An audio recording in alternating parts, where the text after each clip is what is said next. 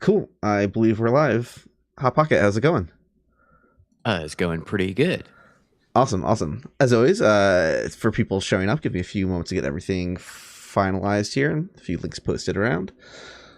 I'm very excited though about what we're gonna start off talking about though. I'm not gonna say too much. I'll because I'm just gonna have to repeat it again in a minute. But we've got some cool stuff to show.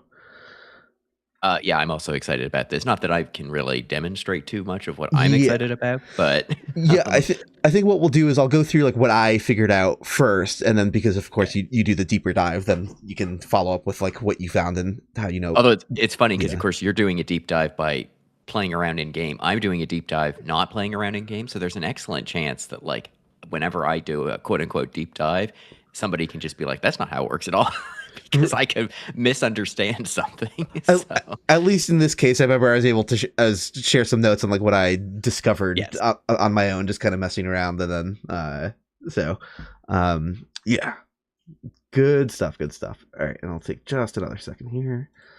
Da, da, da, da. Okay.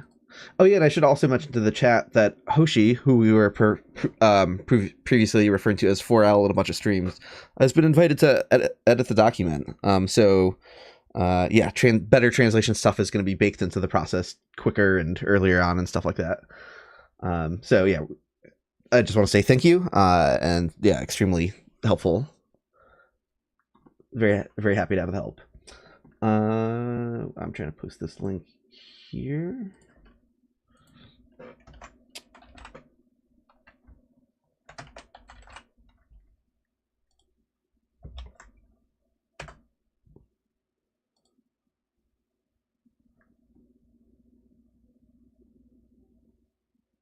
And hopefully the video is not actually titled that. What is going on here?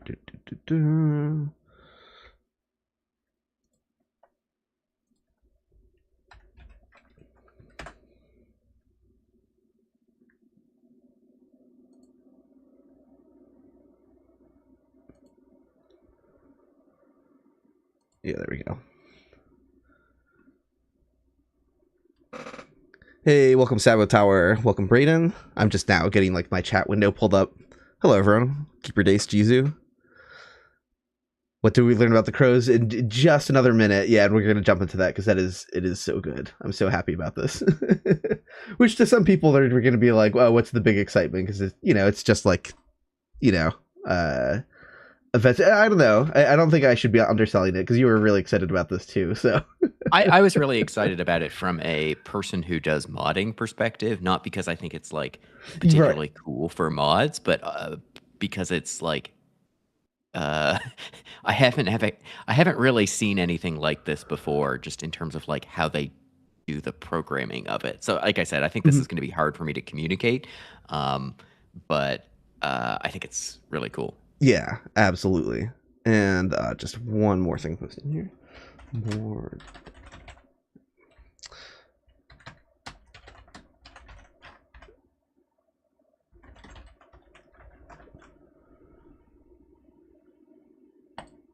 Okay.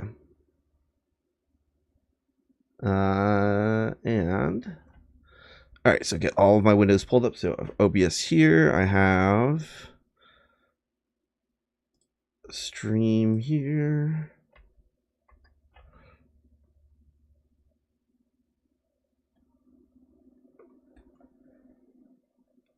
Okay, I think we should finally be good to go. So, if you remember from the last stream, or I'll kind of recap here, when we were investigating the crows, we'll get that volume turned way down. There we go. When we were trying to investigate the crow demons, we found some event regions that we didn't fully understand, right? Like I was walking up onto the roof, and we found some boxes that didn't quite perfectly align with like where the crow demons, where it triggered them jumping down. So we're just like, all right, is that like an unused like early variant of it or something like that? Like what was going on? Let me go up to a rooftop here and show them again. There are also a lot of them too, and in places that we didn't necessarily expect them to be, based on how we understood the crows to work. Yes. So. Here, let me make myself invulnerable. Okay, oh yeah, I did. All that's on. And let's get these events cracked open here.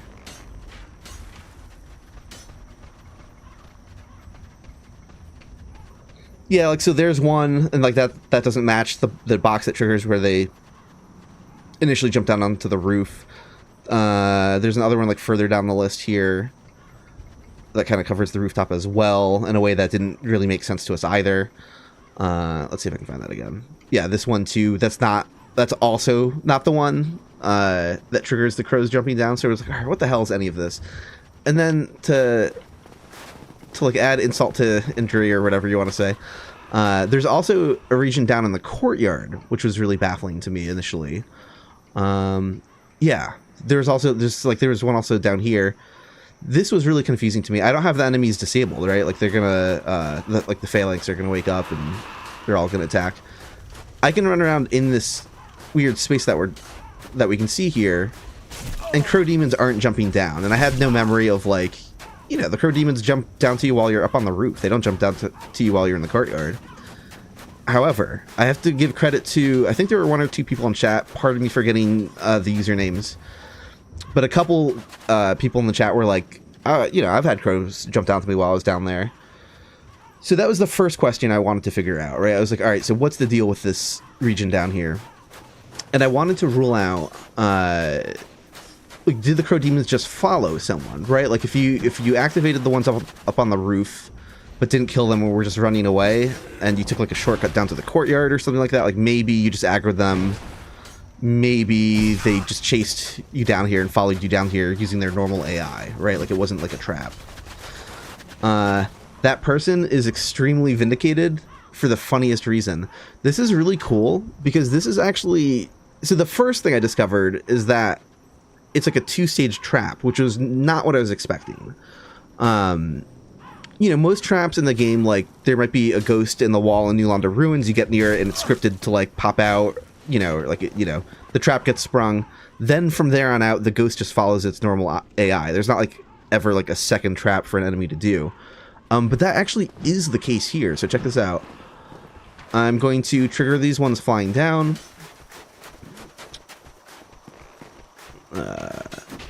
Oh, did I break something? Let's see. You need to pick up the item if you're up here. Oh, okay, that's right. I forgot about that. Okay. So they're going to jump down, but check this out.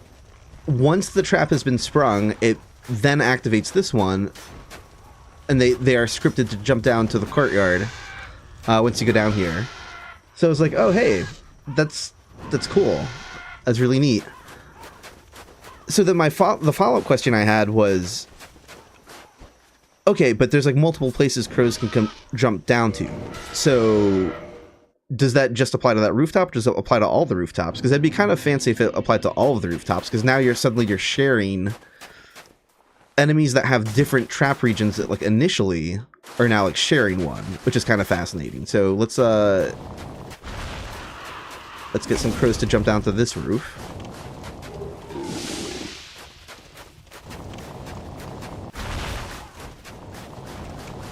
Okay, so they just jumped down, and now's where it gets crazy. We just saw them jump up to that rooftop. Now they're jumping over to the other rooftop, and now they know they can come down here. Absolutely wild. Has anyone ever seen the crows jump across multiple rooftops like that? Like, that is nuts. So, and then it gets crazier than that, because I was like, okay, so now they're sharing, they know to share the space, but I'm like, surely that's it, right? But we did have other boxes still up on all of the rooftops that weren't accounted for. So I'm like, there's no way that going back up to another rooftop will let the crows come back up. Well, yes, they can. Like, we've got, I forgot to make myself invincible, but the ones that were down in the courtyard were then able to come up back up to the rooftop. So this just works once you initially let free the crows, then they all become shared, which was like just extremely unexpected. So you can do some really wild stuff where, like, if we spring all of their traps, but keep them alive, we can get them all to start like following us in really funny ways. We got stuck on the invisible wall. So let's spring these guys.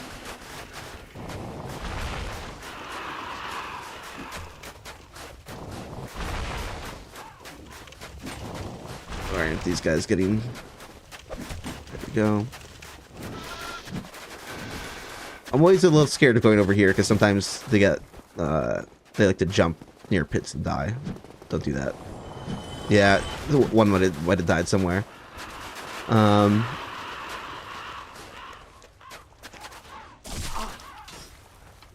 They coming? Yeah, there's some jumping across the rooftops. I was hoping to get a bigger crowd following me, but oh yeah, there we go. I at least got 3 of them. Yeah, so we can do funny stuff. Again, we can get them to all come back together. So now they start traveling in bigger groups, of course, because it applies to all of them rather than just the 2 that initially jumped down to this rooftop. And then we can do funny stuff like go over to this rooftop and watch them jump straight over here. It's just, again, has anyone seen them jump from rooftop to rooftop directly like this before? Like, someone probably has, but this might be the most unknown, like, enemy behavior in the game. Extremely weird. So again, just that's why it was really exciting for me to discover, because I go from the initial thought of thinking it's potentially a 2-stage trap, which is already unusual. But then knowing that it's like, oh no, actually, once they jump down from a rooftop and they're running around, then all of the regions apply to all of them, and they can just keep hopping around the level. So really complicated set of interactions that I have not seen anywhere else in the game yet. So kind of mind-blowing. So Hot Pocket, what did you think about all of this? Yeah, I think this is almost entirely accurate. I mean, it is accurate. Obviously, you're showing it in game. So if you, I guess maybe the first place to start is to show off the 2 crows that come visit you near where we first got them down when you picked up that item. So if you put them back on the roofs or whatever, like save and quit. So there's 4 crows that are involved in this event overall. 2 of them are I'll get into the regions in a second, but 2 of them are sitting up high, and so one of them is sitting on the roof, like the apex of one of the buildings, and you can see it off in the distance. It's crouched on the roof, and then one of them is up on the tower, on one of the pillars on the tower. So those are the 2 crows that are involved with this sort of half of the event. And then there's 2 more crows, and they're down in the area overlooking the Annex and Dark Ember. They're already in one of the rooftop regions. So the way that this event is set up is it needs to wake up the crows first. And so the crows over in the second area that are already in one of the regions has a pretty simple wake-up condition, which is you either have to you get in their region / basically aggro them, or you get in the Dark Ember region, the one that we saw them wake up and jump down to you. The other 2 crows that are sitting up high have a slightly more complicated wake-up condition. You can either be in this area where you're currently standing, or at least currently standing based on stream delay, and pick up the item and be in that region. So you have to pick up the item. It is an item trap. Or you can also go to where the other 2 crows are. So if you're over in the region with the other 2 crows, these 2 crows will come down and visit, and you'll get all 4 of them immediately. Oh, wait. So if I just go straight here, actually... Oh, that's right. I do think I've seen that before. Yeah. Yeah. Cool. That is awesome. Braden is asking about nav meshes. We'll get to that. There are no nav meshes for this. Yeah, this is awesome.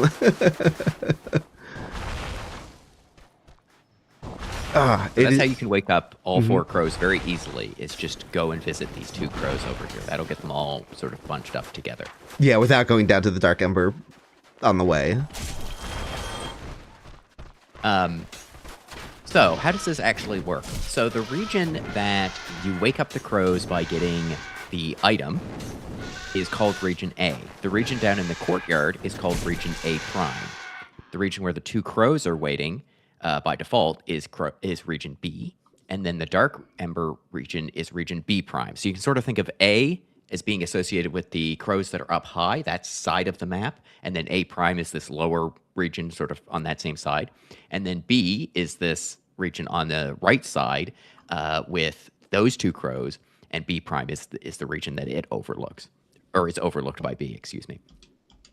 So what happens is when you're in one of these regions, and as long as the crows are woken up, they will attempt to get to you from one of their regions, and each of the crows keeps track, or the logic for it keeps track of what region a crow is currently associated with. And all it does, this is actually like more complicated than you would think, but is it just says, okay, if the crow is in the wrong region compared to the player, here's how they get one region closer. And there's a connection between A prime and A, between B prime and B, and between A and B. So there's no connections between A prime and anything else other than A, and B prime and B. So that's why if you go from B prime to A prime, they take this really long route because they have to go from A prime to A to B prime. Yes. Right? It's just this really lengthy route. The region so the reason they do that is because the crows are playing canned animations to get back and forth. So there is no nav mesh or anything like that. There's a bespoke animation between every set of regions. So that's why if they had more connections between all these regions, they would need more animations. And there's already special animations for getting the two crows off the roof. They need to have special animations for where they come from and where they go, because there's two crows and they're in different positions and they can end up in different positions. So it's very complicated, but doing it this way where there's fewer connections than you would expect, right? So there's only 3 through connections, and so they need 6 animations to go back and forth between all of them. If they needed connections between all of the regions, they need 12 animations. So they sort of saved their animation budget by cutting it down like that.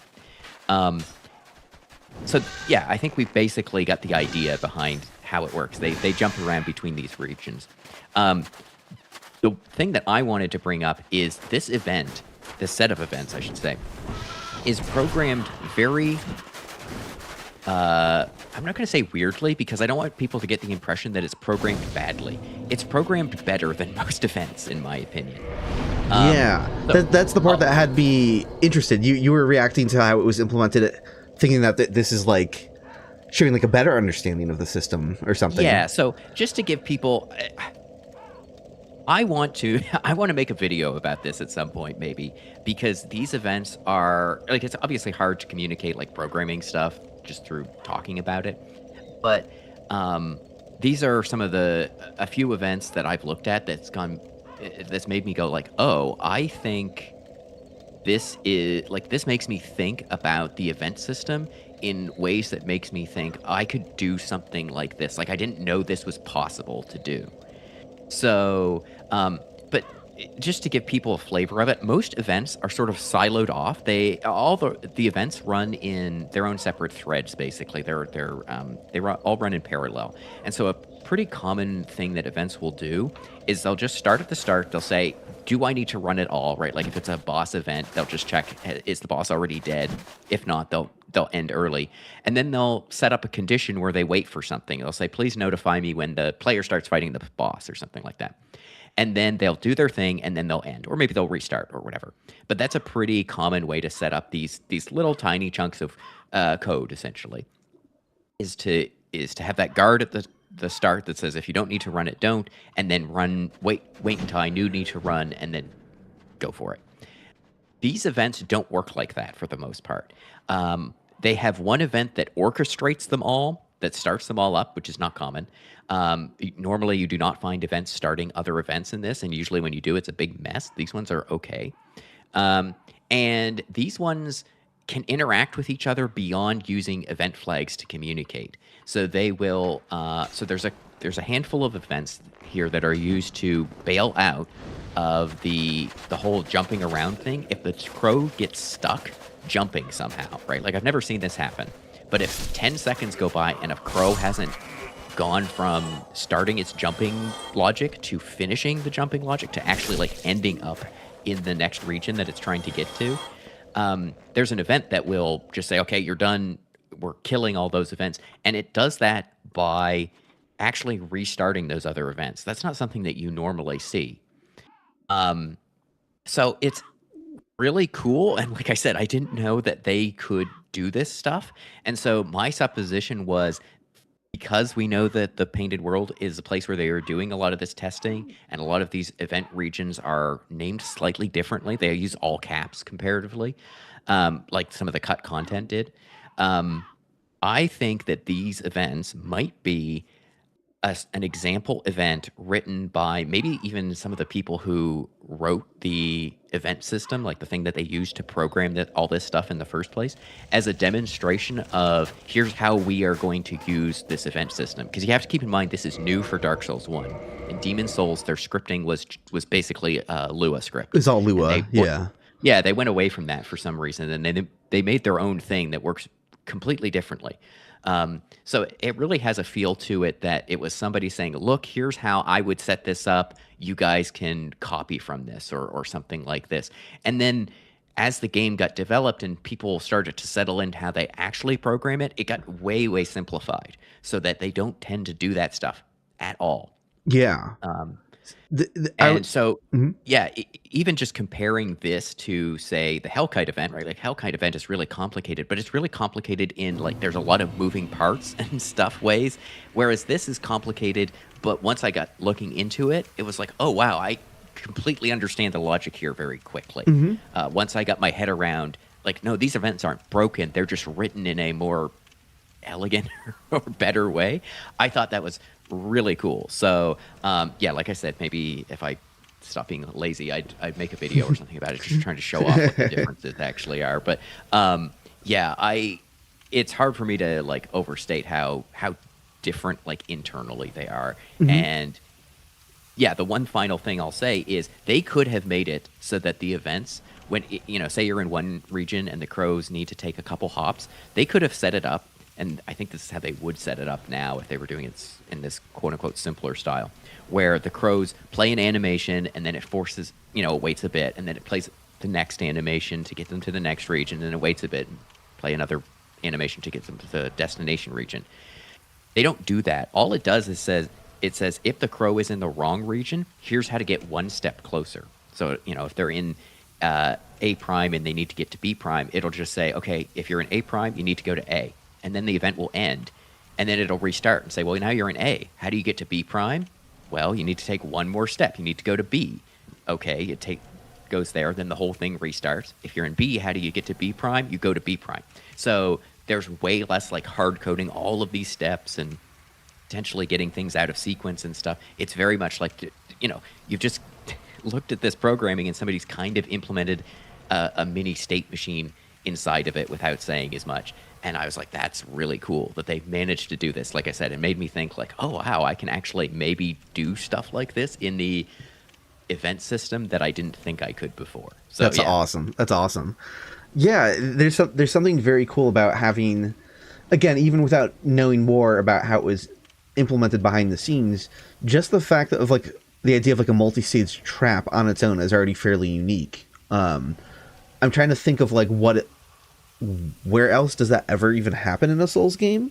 Not saying it doesn't. It probably does somewhere. But I can't think of anything. I know King Board said the closest analog would be like Elden Ring with its revised nav mesh system, where it's like enemies can just keep jumping up to wherever you are or whatever. So that's like baked in more to like a nav mesh and routing sort of thing. But yeah, in terms of like actually setting up like these events that keep re-triggering and have an enemy like know to go to different places based on where you are. I'm just kind of like, we've seen traps where you just trigger them once and then the enemy's completely free. We have seen stuff that's a little more advanced, like enemies getting new home positions. We've seen that a few times in the data mining stream already. So it's like, oh, after an enemy wakes up, sometimes they do get told like, oh yeah, I'm going to follow the player here. But yeah, this is just an extra step of being more complicated, more involved, in a way that like most people are never going to see, right? Because if you are running past the crows, it's unlikely that you're running around all of the rooftops, kind of like that. You're probably like just grabbing one item off a rooftop and then like not going down to the courtyard, then back up to the rooftop. Like, yeah. I felt extra bad about this one because at least with some of the, like, Hellkite, everybody goes by and sort of understands that, like, even if you're not going to engage with that fight, there's clearly something going on with that enemy that makes it sort of a big set piece or whatever. The undead dragon that we were looking at wasn't particularly complicated from a logic perspective, but we saw it had, like, 8 regions or something associated with it. These guys, this is why we both thought it might have been cut content. There's no reason to fight these crows, bait them to other regions or run away from them. You just kill them. They're just 2 crows that show up and you hit them with your weapon until they're dead. I am quite sad that this event is probably completely unrecognized given how cool it is. Yeah, because it's just these minor enemies that you're just going to kill. Yeah, and again, like, not saying no one's ever noticed it. It's a new discovery to us. Like I said, somebody out there, out of all the people who play Dark Souls, someone's definitely run around the rooftops, like, and had this happen to them before. So, but just the fact that it's not common knowledge, like, when you think of like rare enemy events in these games, I could think of stuff like the Bed of Chaos's raining fireball attack. That's a very like rarely witnessed attack, but like that's much more well known about than the crows behaving like that. So that's why I feel pretty confident. The weird obscure behavior of the which we're gonna see here in Darkroot, the giant possessed trees, whatever they're called. Their whole scripting thing of like trying to reveal the alternate path, that was extremely obscure. But now that I had talked about that in a video, that's more well known than the crow demons. So definitely the most interesting obscure enemy behavior in the game, I think. Now the crow demons get the award for that, so extremely cool. But I think, was there anything else we want to look at in the Painted World? That was kind of all. The crows took all of my attention, and I think that was really the only mystery to kind of wrap up there. Yeah, I went back and looked at the stuff that we were confused about before, but it's all just Priscilla content and stuff like that, so I don't think I had anything else to say about any of that stuff. Cool. All right. Okay, I know we're focused on catching up on that, but wanted to say welcome to Moonlight Ruin and some other friends having shown up. Yeah, let's see. Let's go to Darkroot. So we left off finishing off the Painted World, and I'm going to scroll down in the spreadsheet because we're starting off with a bunch of -1s again, which aren't really, they're nothing that I can display. I think you're going to have to scroll quite a bit further down because we're currently looking at M12 with all the zeros. Oh, yeah. Let's get to, because again, I've talked about this before in a previous stream, but Darkroot map has like 2 iterations. There's like a permutation of the map for if you own the DLC, which is you always own the DLC if you're in the remaster. So so I need to go to, I need that last digit of M12 to become 01. There we go. And I'm sure like basically all of this is copy pasted over. I think you guys were looking ahead and found like a couple things that are specific or new. 3 of them are marked as DLC. I changed the colors of the events so we can pay closer attention to them when we get to them, so they're all in hot pink. Cool. 3 of them are just marked as being related to the DLC, so cool. We probably would have noticed that anyway, but then there's one other that it's kind of unclear, at least to me, why it would be in this map only, but I guess we'll see at some point, and if not, if we can't understand why it was added, then we'll have to compare to the other map, I guess. But I didn't see any that are exclusive to the older map, which kind of makes sense. So we don't have anything to worry about in there, and I didn't see any that changed position, at least because the position is in here, and I didn't include that in the when making the diff. So I don't think we'll have any massive surprises here, but that's why we skipped all that stuff. But we'll have some hot pink regions later. Cool. So now that we've got Hoshi's translations baked into the process earlier on, we're going to be tearing through this a little bit more quickly. we did propose kind of hiding the translated name tab just for like independent analysis, but I think for now, if we want to go back to doing that, that's fine. But I'm okay with just jumping in. Yeah, especially because in a lot of the cases, like the crows that we were just looking at, it wasn't necessarily helpful to know the names. Right. If we're going to be confused by something, we're going to be confused by it. Yeah. So yeah. we see here, this first one that I've turned on here is Moonlight Butterfly for watching player position. So I imagine the bridge is just going to be covered with these things as we go down this list. So the first 5 here all just are segments along the bridge. This is something I haven't looked at all, but I know that the Moonlight, the first bit here is just going to be a whole bunch of butterfly regions, because the butterfly needs a bunch of these to know where you are and where it is and what it should be doing and stuff like that. So there's a bunch of those. And then the final one after that also has that same prefix but doesn't have a number. Yes. Yeah. It surrounds the fog gate. What's the deal with that one? Yeah. So again, I haven't looked at the AI or any of the scripts or anything for this. I'm just guessing. This is just going to tell the butterfly that you're near this taller area, right? It can't shoot its projectiles in the same way maybe that it otherwise would. I know it does sometimes, but yeah, it's just going to tell it like that it can't land there and stuff like that. Like it can't land on the backside of the fog gate. That type of stuff. Cerberus says, I wonder why the butterfly doesn't just check the player coordinates directly. I don't think they have the capacity to do that. That's why we're looking at these regions, is that's how they tell where the player is. Obviously the game system can tell what the coordinates are, but no, for this event system, they check regions for where the enemies are, for where the player is, for all sorts of stuff. And they could have done a distance check or something like that, but that's very prone to error depending on where the butterfly is and stuff like that. So it's easier just to find a box. Cool. So I don't know if we want to call these in the notes for now. I mean, it's just pretty clearly just like Moonlight Butterfly. Yeah, I'm just going to call it or something. Yeah. Player detection region. Yeah, there we go. Yeah, again, maybe it's one of those things where I'd have to go and like look at the AI and look at the scripts to figure out exactly what it's using it for. Right. Who knows if there's some obscure detail of like, oh, actually, when it checks this, it's also checking this, in some novel way. But like, I don't know that there's anything that interesting to, it'd be a lot of digging just to like probably just reconfirm like, yeah, that's how it targets you or whatever. Like, let's see. Let's scroll down the spreadsheet.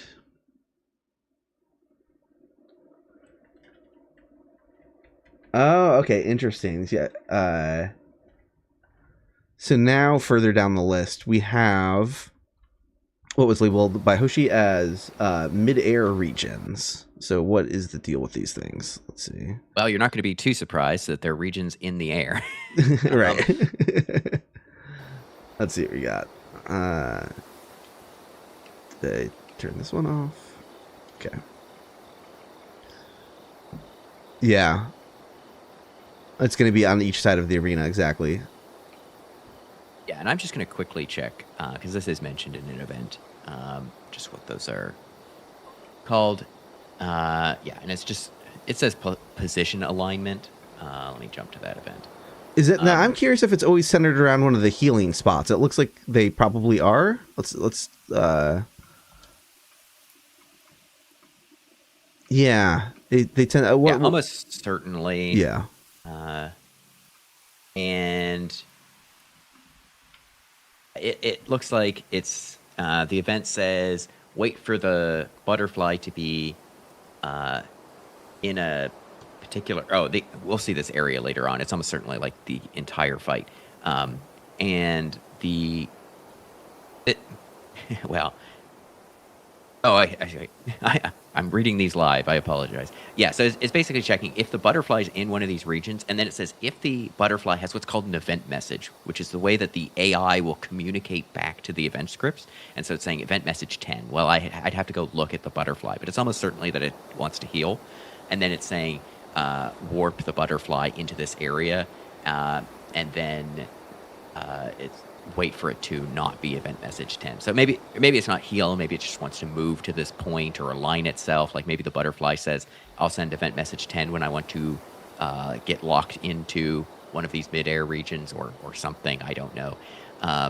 But yeah, a lot of these events are going to be of this nature where we'd have to go and compare and just do a whole bunch of stuff. I was doing this with the crows, by the way, as well, because it all works very similarly. You just have to do a bunch of back and forth of, okay, so this AI is going to call this command, which is going to trigger this thing in this event, which is going to set this flag, which is going to trigger this other event. It's all very complicated.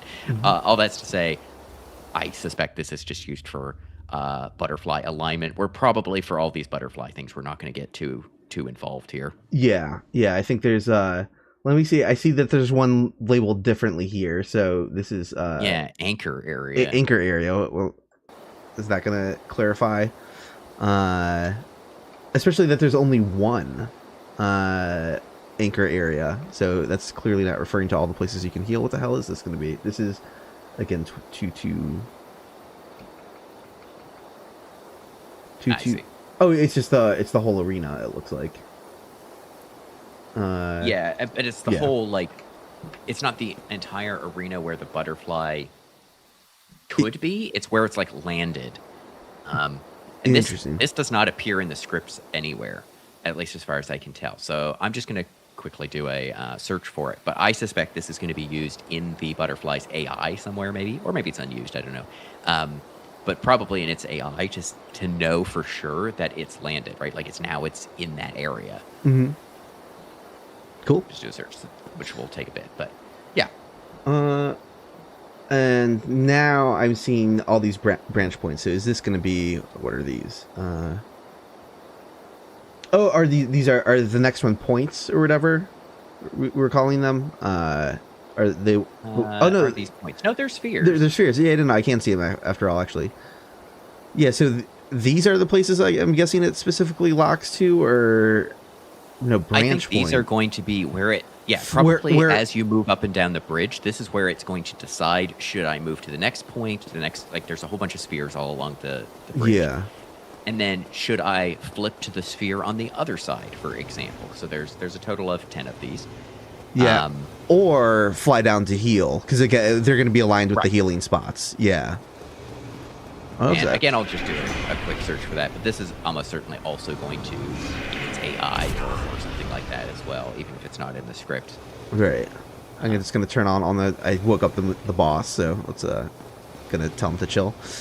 Oh, yeah, it'd be funny, though, because I could draw, like, him being aligned with this. We'll get rid of this other sphere. Game... Event... Yeah, okay. Yeah, so this pairs with the mid-air region or something to know where it should be locked into, right? When it sends that event message. That's cool. It's very fun to see him like in his sphere here. Get the tabbing through so many windows here. You know, if people have seen enemy rando stuff, for example, and you're wondering why doesn't the butterfly do more complicated logic? Well, here's a reason why. Matt would have to go in and add all this stuff, and I think he does do that in some cases. Yes. But if you imagine taking the butterfly and saying, okay, I'm going to put the butterfly down in a random area of the game, why isn't it going to work correctly? Well, here's all the stuff that you would have to implement to make sure that it does work correctly. Yes. Without editing its AI and stuff like that. Yeah. That'd be a nightmare. Yeah, but Matt has done hands-on work, a lot of hands-on work for all of the boss rooms in the game to make the enemy randomizer do its thing. Like, there's so much stuff he has to do if he wants to make this work, make the Bed of Chaos work, like, make Gwendolyn work. It's a lot. Okay, let me scroll down the spreadsheet here.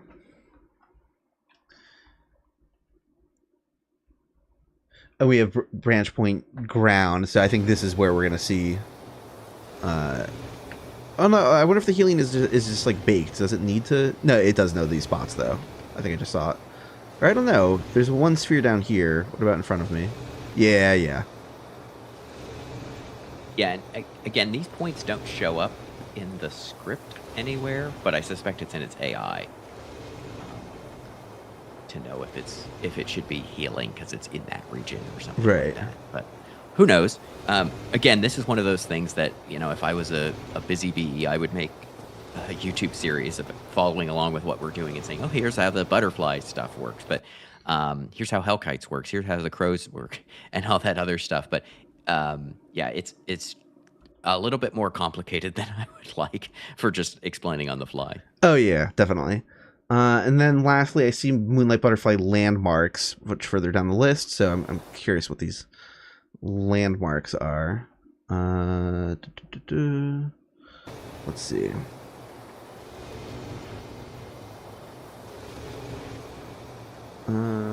Which one would it be looking at? That would be... let's see. Immediately know what these are. 2200.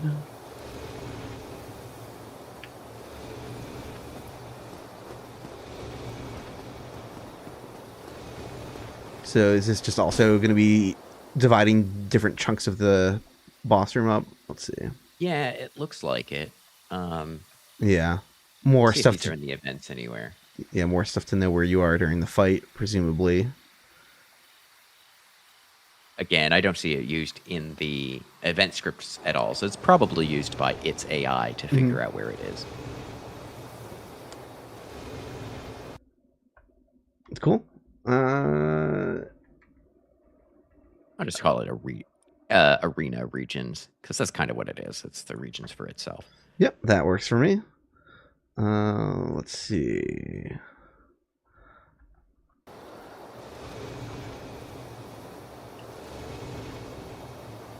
Apparently there's something weird about 0.6. Hoshi's saying in chat. It's got the there's extra text on it.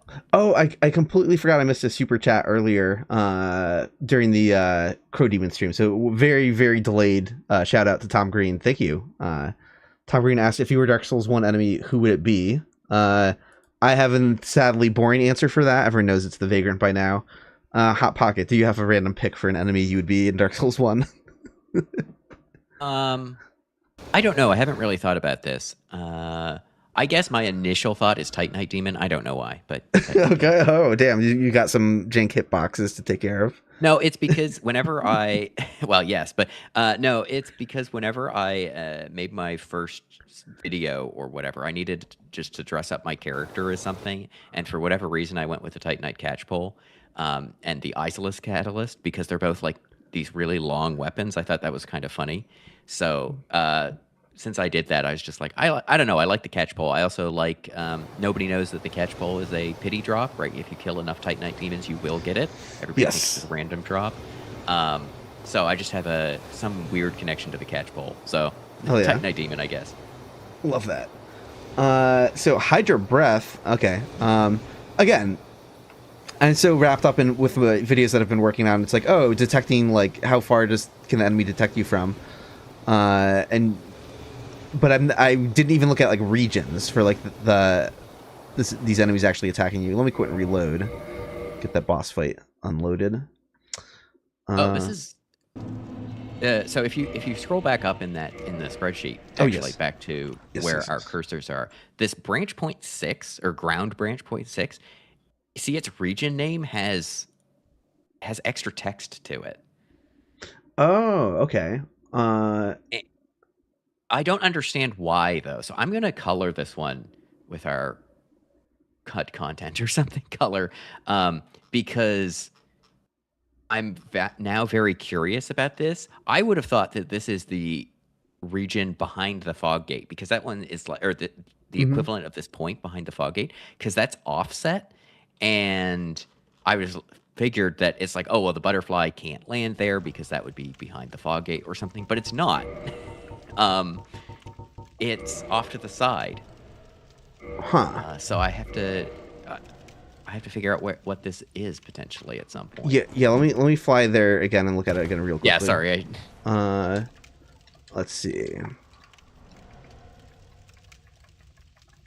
Yeah, because it is interesting to see it, and I'm looking at the notes that were put in the translations, and I'm just like,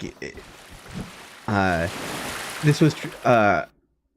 She says the extra text says something about either offset or about cheese play. I hope there's a reference to cheesy like potential cheese in the boss fight. That'd be very funny. So what are we? I don't know. This feels like they should have labeled the. So if you turn on, is this? Let's see. 7. If you turn on 7 as well, in the one right after this, I guess, that one feels like it's intentionally pushed off of where it should be. Okay. So yeah, this is 0.6 that I just enabled, the one with the longer name. Yeah. So if you do the one right after that. Okay, so that was actually 96. Oh yeah, that one's like outside the. It's like behind the right, fog because gate. of course it makes sense if you pushed that one forward up against where it should be. It would be in the fog gate. So yeah. I guess the butterfly shouldn't land there.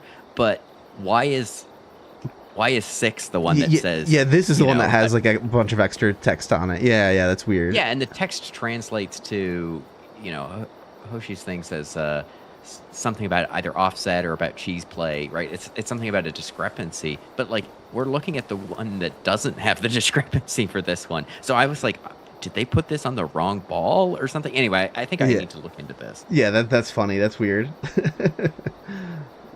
Because maybe it's the case that if it tries to land at the one that's pushed back, it actually lands over here, right? This one. And so they said that.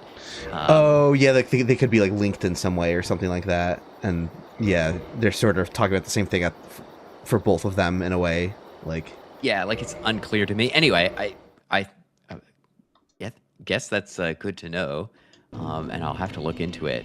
As Meow is saying in chat, Meow77, does the butterfly even fly to that point? Like, I think you can get the butterfly over in that section, but like, does it land there? I feel like that's a really weird place for the butterfly to land or something like that. So I have no idea. I don't ever remember. Like, yeah, that is weird. So yeah, I guess worth looking into. I didn't think we'd come across anything like that for the butterfly, but cool. So Hydra breath. What is the deal with Hydra breath? Let's go take a look. I think I have a guess for what this is. I think it makes the Hydra breathe stuff at you. Just not too surprising.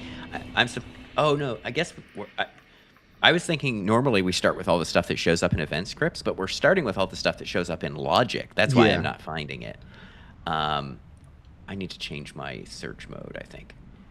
Because what I would have assumed is, like I showed in my smell video, is that based on your distance from Gwendolyn, it's all covered by AI, probability of different attacks.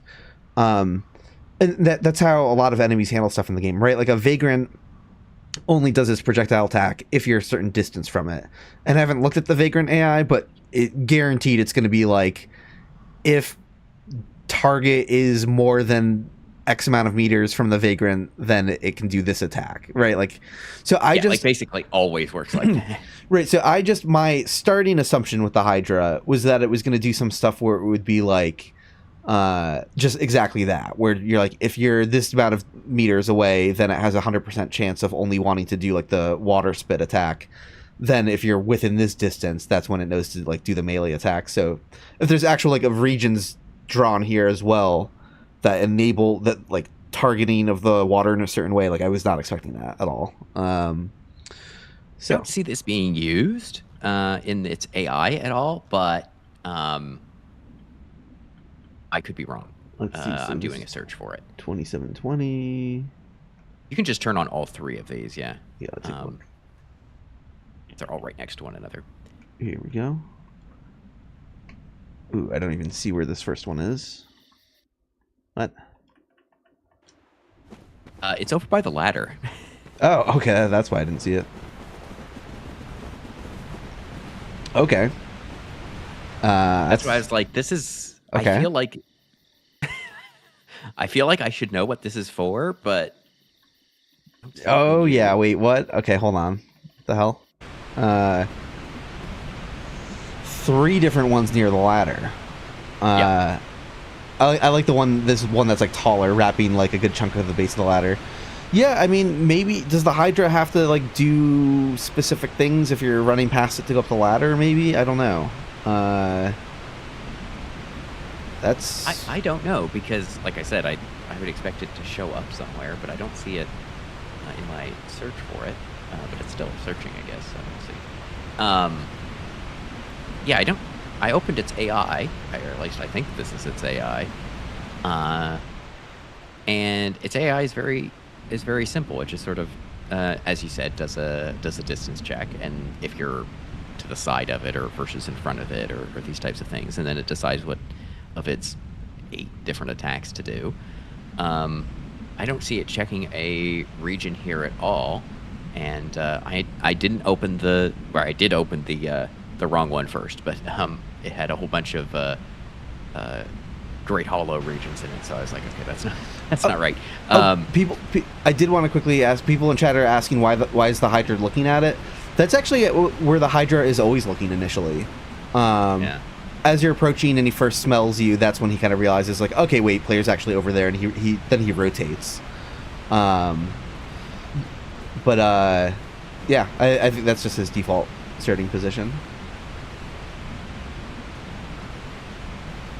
It didn't come up in any search, so I'm gonna have to color this cut content or something. I don't know. I would have figured that this would mean that it would have directed the Hydra to only do its breath attack when you're on the ladder or something, which would make sense. Oh, but yeah. Is there gonna be a thing? Let's make him active again. Well, first of all, let me kill the golems, because I know they're all gonna hear me in the water. I think that might be taken care of just by the distance check. Right? That's going to do that because you're far enough away anyway. That's exactly what I was about to double check, because I was kind of like, that doesn't feel right. I'm wondering if, like, maybe that's just close enough. The corner of this one box, he would normally do his melee attack or whatever, but then he's told to spit. Let's find out.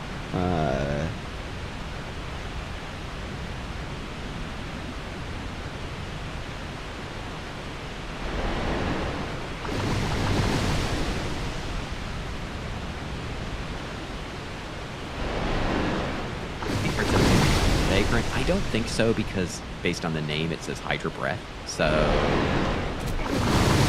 Well, let me make sure I'm actually invincible. I should be, but yeah, okay. So, like, yeah, so, like, over here we can get him to do a physical attack.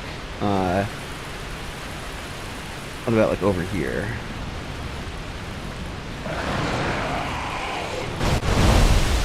Okay. Can the Hydra move, or is he stationary? This Hydra, I think, is stationary, or I think he can move around a little bit, maybe, but I'm not sure.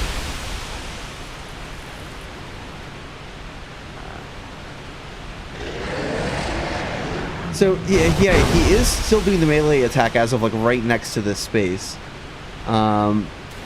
Is this going to be... Is he... So, he did switch to spitting, but I feel like this is probably just on the normal cutoff of the distance anyway. From looking at his AI, do you know the distance at which he wants to only spit and not do the physical attack anymore? The problem is, it's just all his animation, so I'm going to have to open the animation viewer. Oh, gotcha. Which I can do. Or I guess you can find what animation he's doing when he's spitting versus not, but... Oh, yeah. Let's see. Well, yeah, I can find out. Oh, you can show it off while I do this, I guess, as well. Where's the Hydra? Let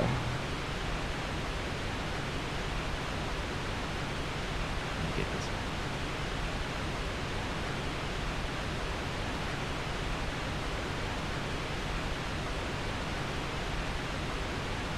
this. Its spitting attack is 3003. And 3? Yeah. Okay.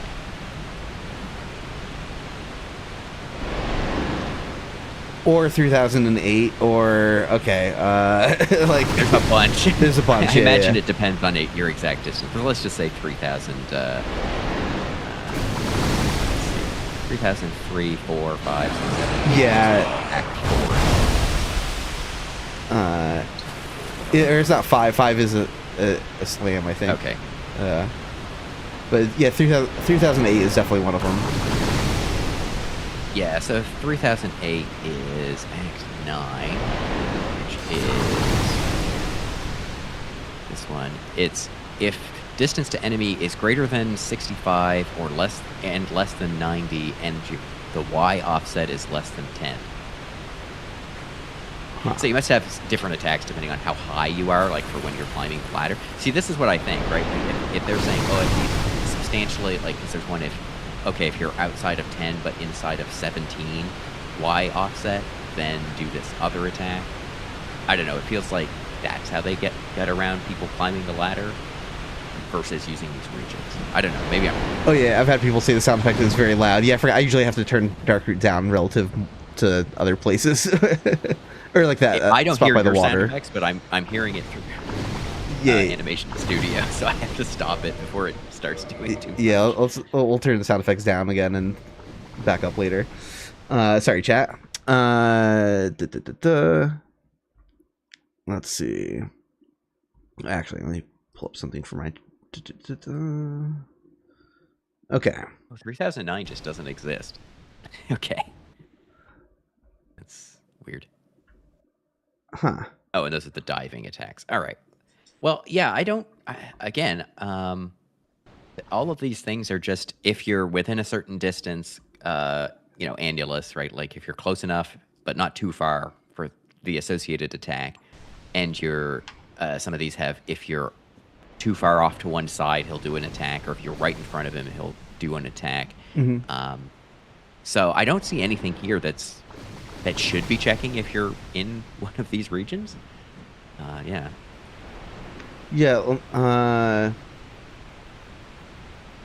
If I go up to the top of the ladder. Yeah, he'll eventually start shooting at you when you come down the ladder.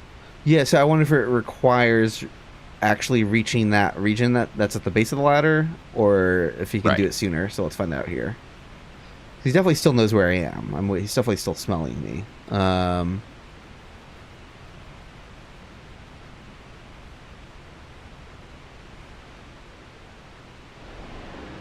No, I'm nowhere near it, and he's already shooting at me. Yeah. Yeah, so yeah, that's pretty suspect. We'll do one more search just to verify, but yeah. Yeah. Yep. But so, again, this is the exact way that cut content stuff can show up, is they put down these regions, they say, okay, here's how the Hydra's going to do its breath attack, and then somebody says, actually, we should just do this with his AI script because people are going to be coming from far away anyway, who cares? And they just leave the regions there. Yeah, yeah. So it'll be interesting if we find out it does have some novel use, but yeah, like you said, we'll file that away for later for off stream. And yeah, I don't immediately see anything, and I run a couple searches. Like I said, I'll run one more while we move on, but yeah, it doesn't seem to show up in his AI, and I don't see it in any of the event scripts. So now maybe it's the case that we look at old dump of the scripts, right, from 1.0, and it's all completely different there, and the Hydra has completely different AI. Who knows? Oh, that would be cool. Yeah, if it was different, like 1.0. Yeah. Cool. Well, we'll scroll down the spreadsheet then. What do we? Oh, okay, we have some funny cat stuff. Cat stuff is coming up. What do we have? Great feline. Oh, this is over by the cats. You're not going to be too surprised by that one.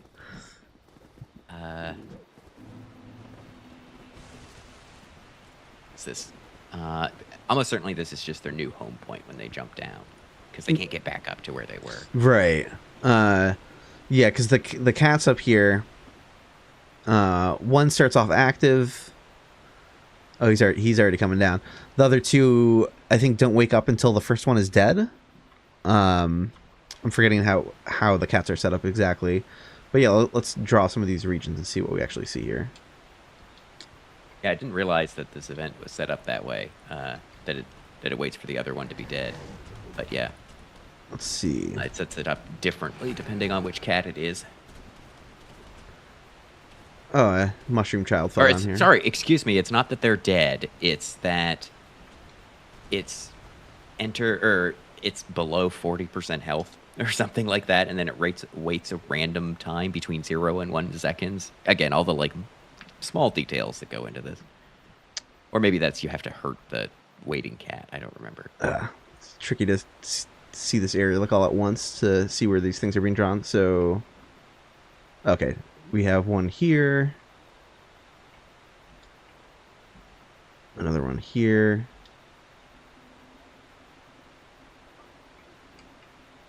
I'm not seeing this first box though. Where the heck is this one? Which one? The home point? Yeah. It's over. So if you're facing the cats, like they're in a, or like looking at their ledge, it's off to the right of that ledge. Oh wait. Oh wait, no, I don't have the right one. Off to the right. Let's see. Oh, over there. Oh yeah. No, that is the new. That is 100% their new home position after they after you de-aggro them. Yeah. Like I'll here. Let's de-aggro this guy. How many trees in Darkroot? I can't see anything. Yeah, can't see shit. I'm gonna up the brightness in this area too. It's gonna look like the colors are gonna look kind of funky, but every now and again, in my videos, if I'm doing like a more distant zoomed out shot or something of Darkroot, like I don't use the original colors. I'll go into the color settings here and debug and like I'll like up the brightness a bunch and then kind of up the contrast again to compensate a little bit, and then I need to get it a little bit more green and blue again, and then you're kind of closer to what it was looking like. All right. I know for sure these are used because these regions are why the cat's AI break in the old item or old enemy rando, because they're looking for you to enter these regions, and so without them, the cats just kind of wander around. Mm-hmm. So Matt had to get rid of that from the new item rando. Or enemy rando. So wait, where's he trying to go now? Is that the new home position for the other two and not the first cat? Did the first one just wander? What the hell? Yeah, I don't know what he's doing. Does he still know where I am? Does he still like detect me or something? Okay, it looks like he finally gave up and is probably heading back to the new home box. That was weird. Okay. Yeah, he's walking back to the box. Yep. And then if we kill him, the other two will activate. Oh, and hold on. So I don't know what this box in the middle would be for, but the two strafing them, are these going to be? These are exclusion zones. Are they not? I don't know. I need to actually open their AI. It's not, again, it's not a event script region. So 1 second. Yeah, so I saw the cat running back to the new home position. Yeah, because there's a certain spot where if you like back up down the hill, like they stop coming for you. Oh, but no, but they already back off before we're even in that space.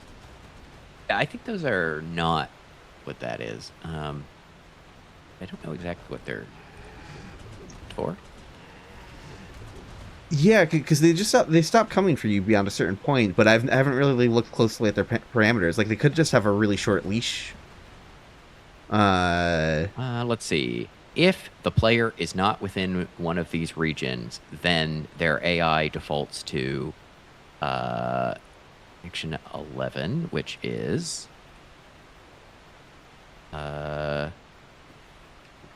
checks the distance to their home point, I think. And then if it's larger than 3, then it forces them back to the home point. If the enemy, which is you, is closer than 5, then approach them. Otherwise, don't, or yeah, do something else.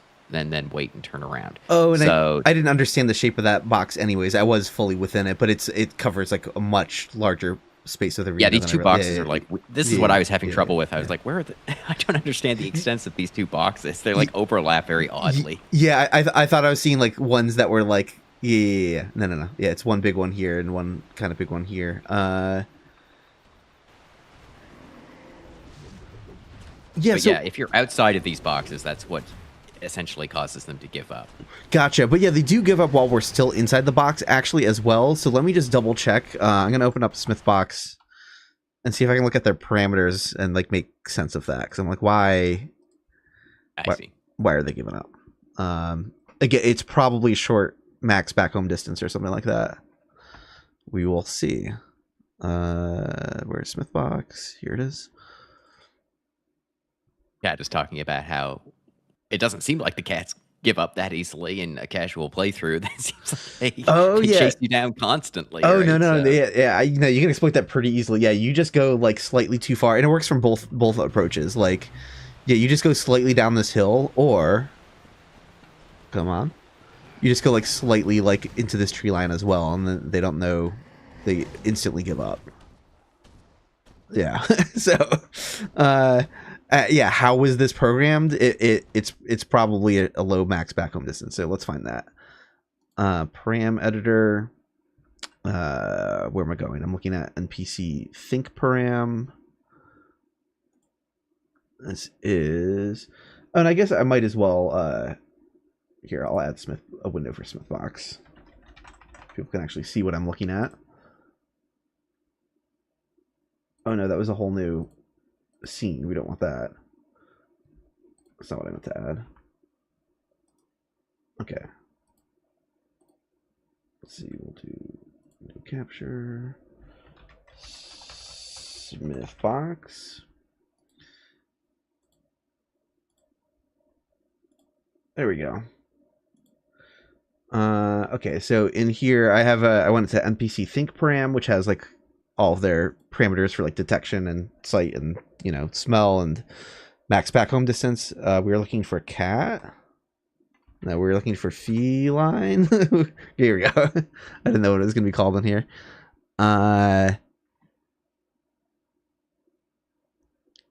Where is... There's a back home battle distance of only 6 meters. That's a tiny number.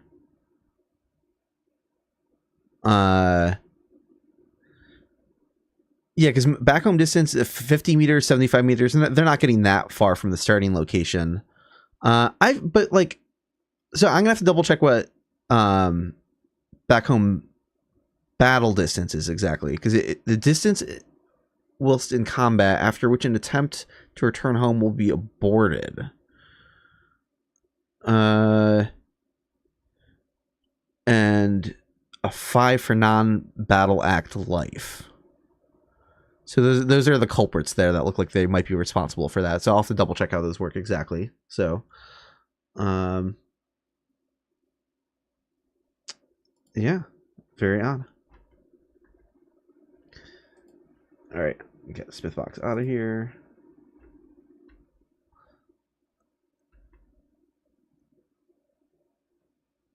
Oh yeah, get the spreadsheet pulled back up.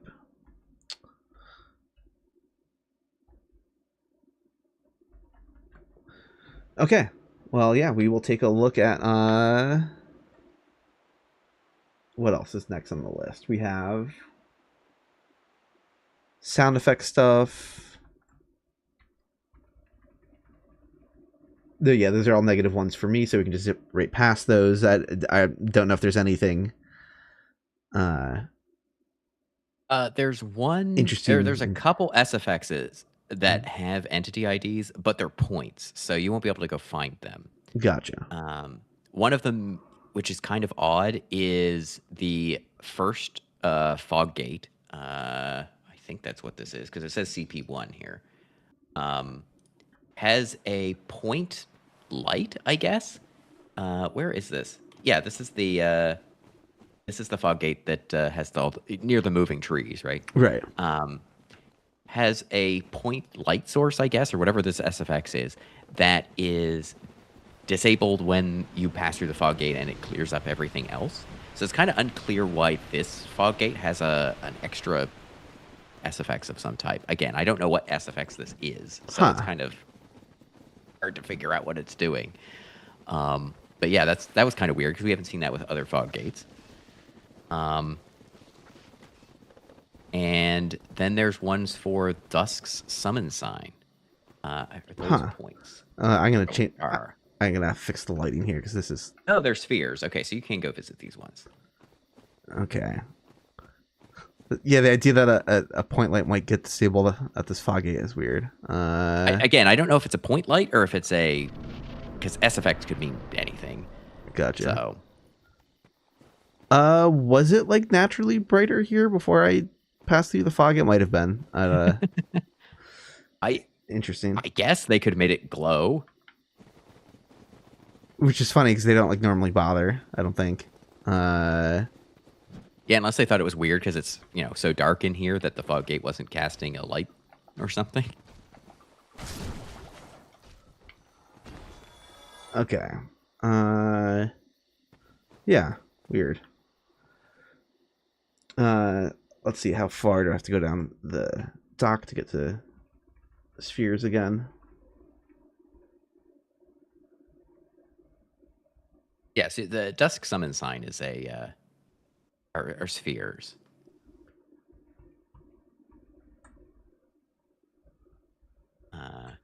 Oh yeah, wait, multiple summon signs? I'm confused. All right, yeah, let's Did you not know this? Dusk has 4 different places her summon let's sign fucking can go. show up. That's so fucking funny. So they the oh no, wait, no, I did know that. I was thinking Okay. I was thinking for a second Beatrice. I was so damn confused. I was like, what do you mean Beatrice's sign is randomized too? Like it's like I was like, no, it's always under the bush. Yeah, no, Dusk. No, I knew this. Yeah. Let's go visualize them though.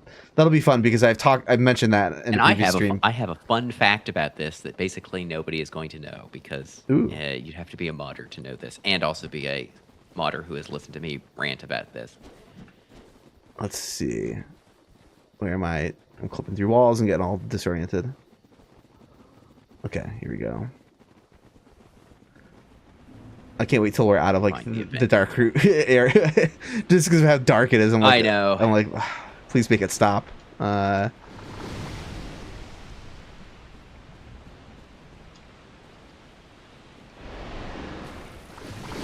Okay. All right. So Dusk's summon sign situation. Where we go? Here we go.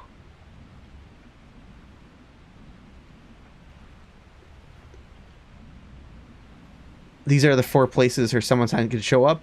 2 of them are this one here is fine, but yeah, if it shows up in this spot in the water after you rescue her, you can't even really see it. Like it doesn't render through the water very well. So every now and again, people will be like, "Why can't I find her sign?" And they'll think they'll have to go human or something else. But no, it doesn't follow those types of rules. You don't need a boss alive, of course. You don't need to be human to see your summon sign.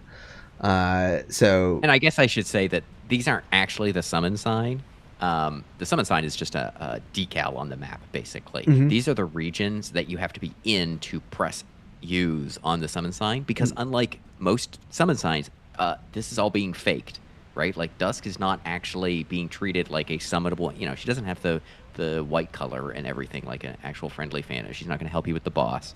So she doesn't kick. I don't think she gets kicked out when you actually go to the.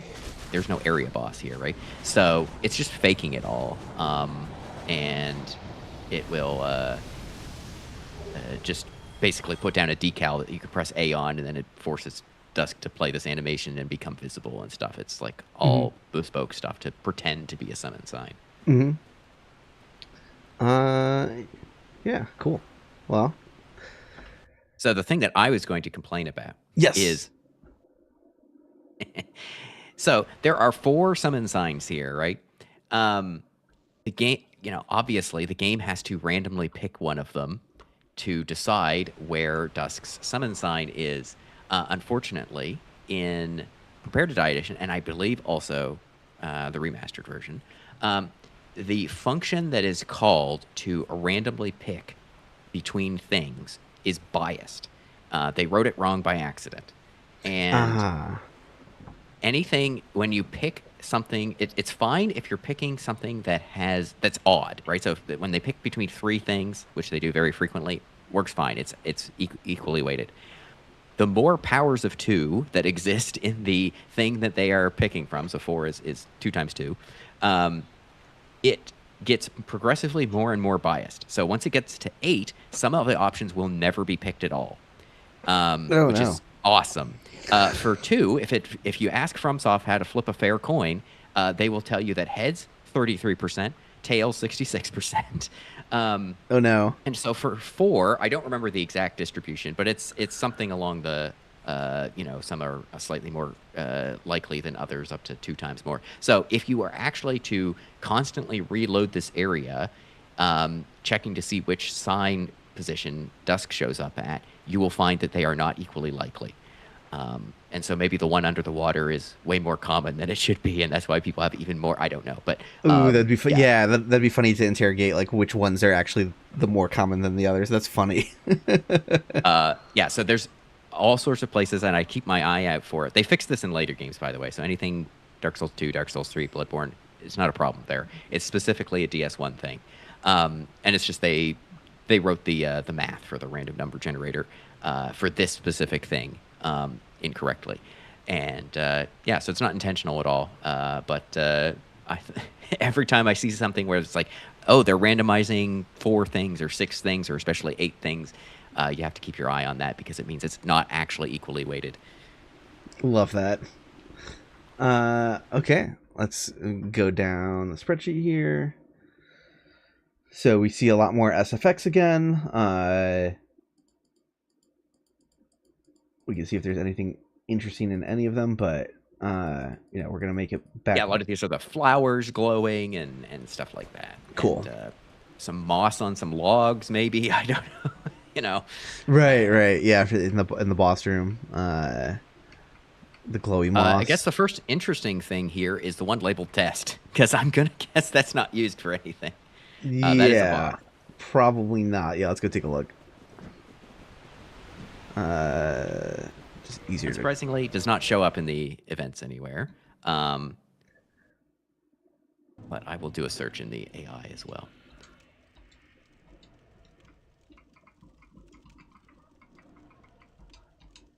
Okay, game event.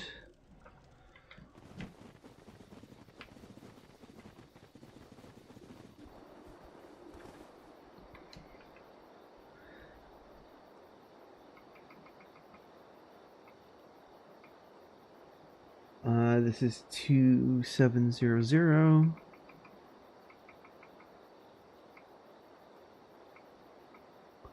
Oh yeah, wait, where the hell is that? What? Huh?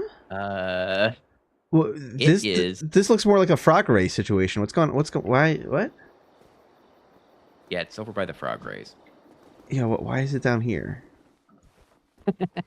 Good question. I can't see anything with all these stupid trees. Yeah, I can't see. I'm gonna have to de-render. Oh, it's like a gigantic box. Yeah, it's like a gigantic box.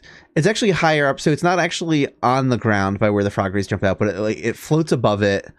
And if you were going up that dirt path towards the wolf ring, you would eventually walk through a segment of it. What?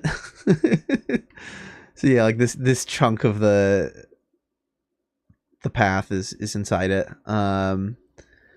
It's floating above the second possessed tree, the one closer to the wolf ring and the frog rays. Yeah, some sort of test thing with the moonlight butterfly, so we'll have to get that figured out. Yeah, I mean, obviously this is, or I shouldn't say obviously, but based on the name, it's not surprising that this is cut content. Butterfly attack test. I'm just going to label this one as cut content. I don't think we need to know what it's for, but to label it cut content, I would like to know what it's for. It would be super cool if you hadn't killed the moonlight butterfly yet, if it was like starting to shoot at the... Now, you say super cool. I would say extremely annoying. Getting like sniped from like, I don't know. Probably not that though. I don't know. Okay, I'm gonna have to investigate something. 1 second. This might be just a false positive though. It's not like where he sometimes he the moonlight butterfly glitches out and like just flies out of the arena. It'd be so funny if it was like accidentally targeting this region somehow and that was the cause of the glitch, but probably not.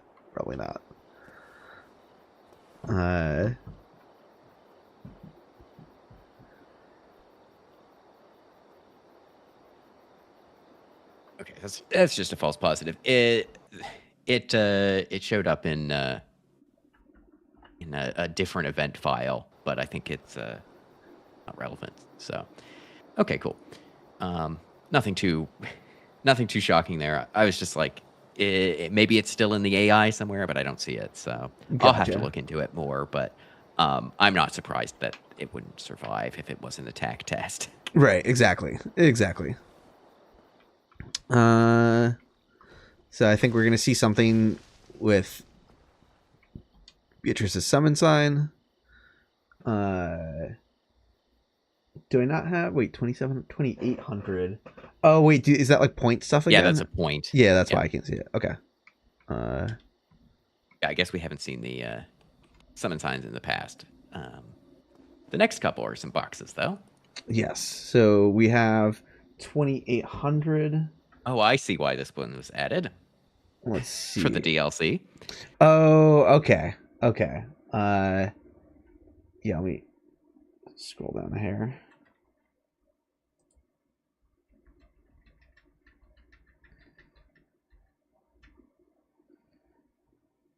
So this is 2,800.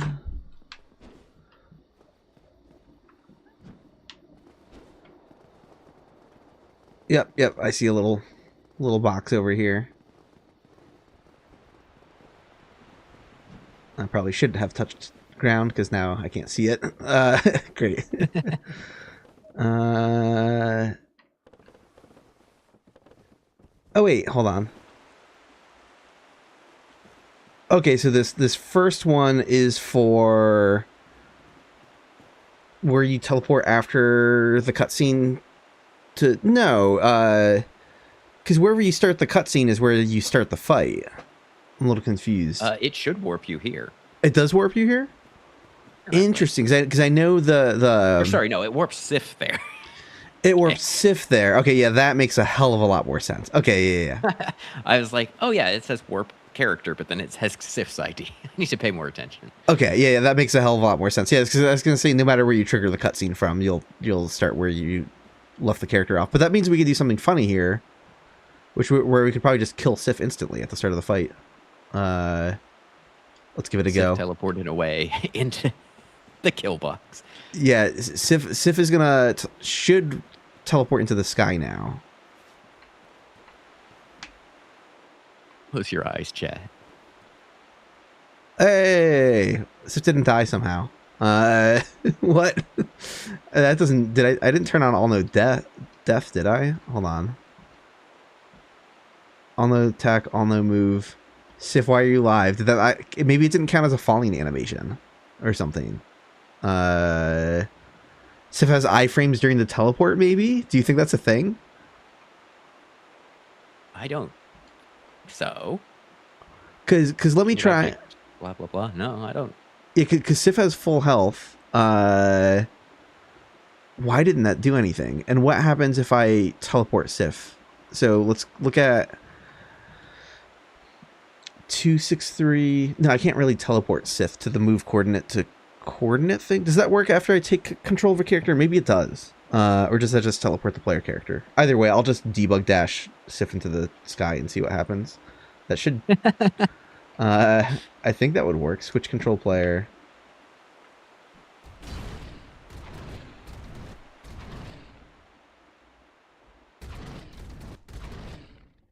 Because I have all no move on. I don't know. I gotta fix this. Let's see.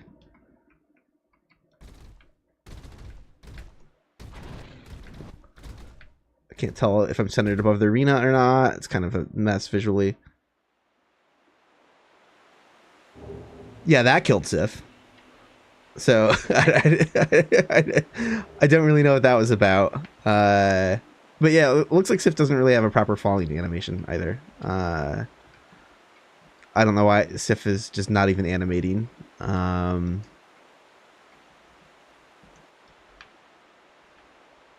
Cool. So there's Sif dead, apparently. Say, I don't know what's up with Sif falling, but it gets weird. Sif, no. Yeah, it doesn't have any collision anymore. Cool. Either way, we know it's Sif's starting point during the cutscene, so that's good enough for now.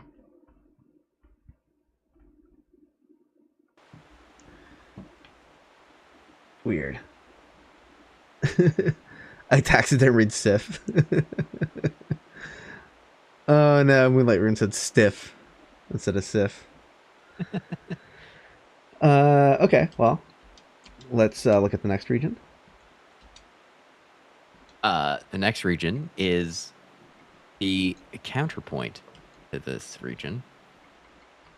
Let's see. So I got rid of that one. Okay.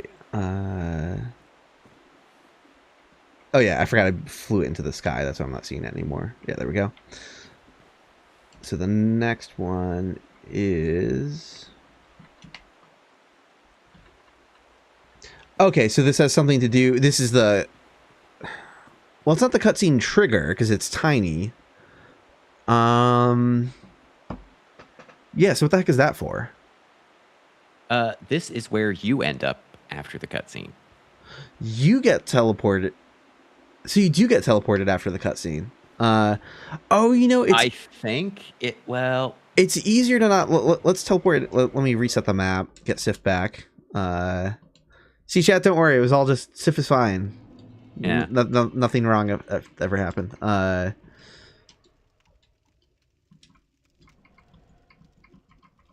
should just switch to... Well, I probably will again in a minute. Is use Gadget again to make myself invulnerable, so I don't have to keep going to that menu. It won't do the warp if you're in multiplayer.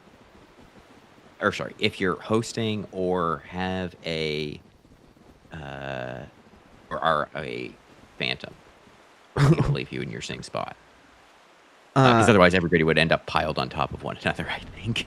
But yeah, in theory, it should do the warp. Okay, let's take another look at this. Event.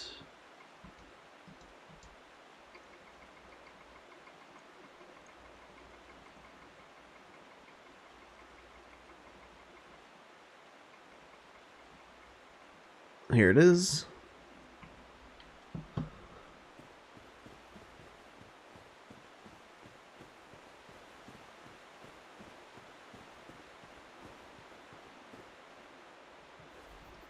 Yeah, totally.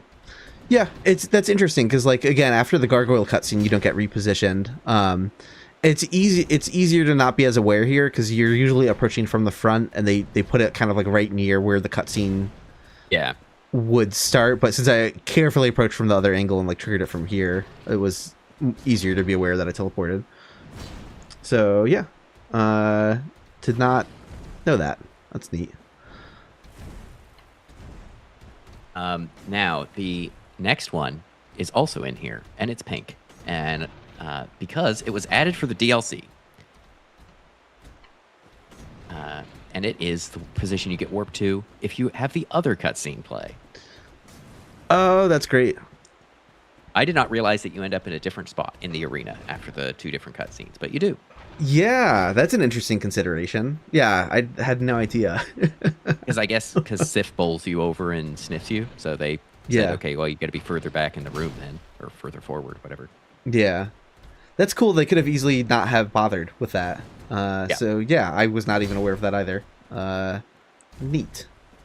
So let me drop both of them at the same time, so you can see the starting position of the fight for most players over here, and starting position for the fight if you get the alternate cutscene. Wow. Again, it's one of those things that's like, I don't know, maybe it's not that interesting to some people, but one of those just small considerations like the average person never notices or thinks about. Saboteur says this level of attention to detail makes it funnier that the game doesn't know how to flip a coin.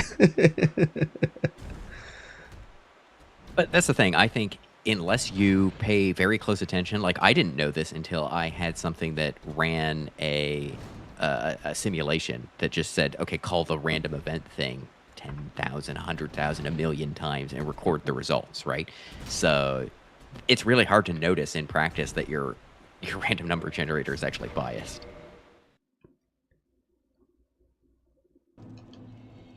Which one was this? 2996. Find that again.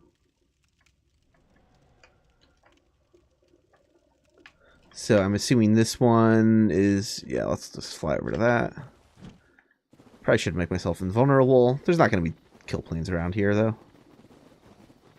I'm saying that...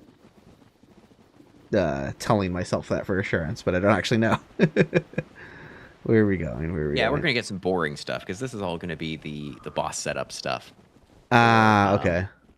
The Fogate and battle start and background music and so on. So we can take a look at these. Gotcha. No, it was funny. I was just telling myself, like, oh, I don't need to make myself invulnerable again. I'm not going to die. And then where it collided back into existence was the edge of a pit. Like, I should have just died. Like, I'm really lucky I didn't die. That was very silly. Okay, so yeah, this is the one that starts the boss fight. I'm assuming after if you've already died to Sif once. And, no, yeah. Do you get the cutscene every time with Sif? No, that's a one-time thing. I don't know if this gets reused or if this is just the one that is going to, do the buffs and kick out invaders and stuff. But gotcha. It might do that. Yeah, let me let's find out. Make sure. Oh yeah, so I do have it so enemies can attack again. So yeah, as soon as I step into this, I think Sif is gonna. Let me turn the HUD on as well. Actually, that's a better idea. This is where we're going to see the boss name and everything pop up. Yeah. I find it funny. This internal name in these is Wolf of the Holy Sword. Yeah. Nice.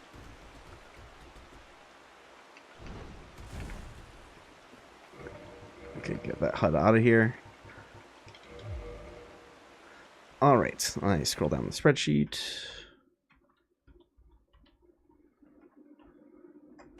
BGM is just going to be a giant box that envelops the boss room. Like, yeah, in principle, we could be looking and seeing if the boss room doesn't get covered by the box. But again, this is one of those things that it notice. Yeah, no, it totally covers it. Yeah, you're not. I know there's one spot of the boss fight where you can get out of bounds a bit, but like that, it's over here somewhere. No, yeah, the box is like way larger, I think. Yeah, it sticks much further out in that direction. Yeah. Okay. What is this next one? Oh, this is really far away from where it normally is. Yeah, this is another Fogate like orientation thing. Yeah. Again, yeah, this is the thing that tells you to walk through the Fogate in a certain direction. It's not a cylinder this time. Interact with it, and it's not a cylinder this time. Yeah, and in fact, I could try to mess with it now, just to demonstrate that again.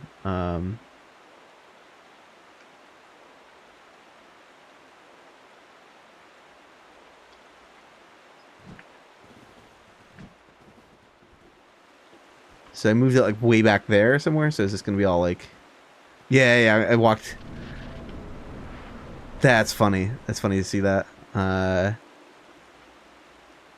But you can imagine if they didn't have that, you would just face whatever direction you were currently facing. Right. So you would do that at some random angle all the time.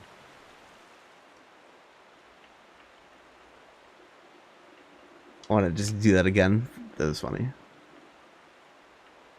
But somebody says the closer to me so we can actually see it. The music box does not cover the whole rooftop. If you hug the wall near the door, you can have the theme stop. So, I should go take a look at that. That's fantastic. Yeah, the existence of this thing is how you always know to walk through a Fogate correctly. I love that. Fun stuff.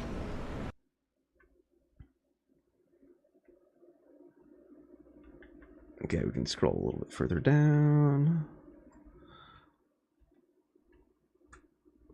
Yeah, this next one is boss room door action area. I'm pretty sure this is going to just set up the press A to open the door thing, because this is a big door, and so it does not fit the normal stuff for an object action. Oh, okay, gotcha. Yeah, so yep, that's exactly what they did. It's a pretty wide box covering the fog gate. Okay.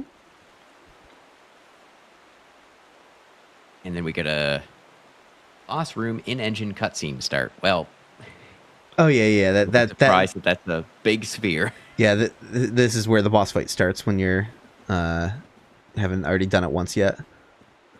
Cool. Yeah, I didn't know what it was going to look like. If it's a sphere, if it was going to be a rectangle, or whatever it was. Yeah.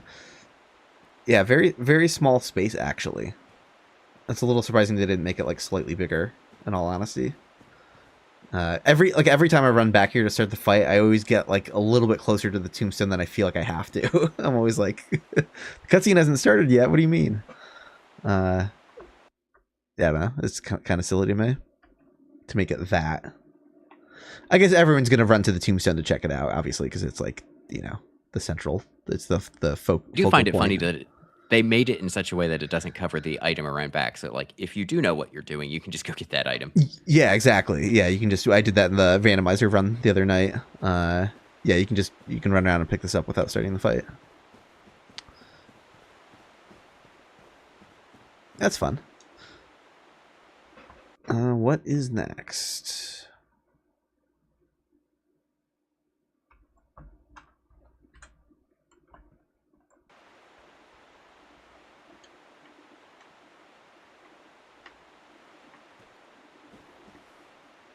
I didn't turn off that other one. Yeah, the other one is used for something that we've seen before, which is we need an entrance region to define a width of the fog gate. So for whatever reason, they don't use the same region for the pressing A to open the door. I guess they're slightly different. So. Oh, weird. Okay, that's funny. That they didn't just put them together. Huh. I think they're like the exact same size or something, though. Yeah, this looks. I didn't draw both at the same time, but let me see if I can. Yeah, they are. So I don't know. Yeah. I'm scrolling over both of them now, and you wouldn't be able to tell the difference. Yeah, that's funny. All right. So we're down to both sides of the fog gate down below in the level. This is going to be the next point. Yeah. Let me just reload the map.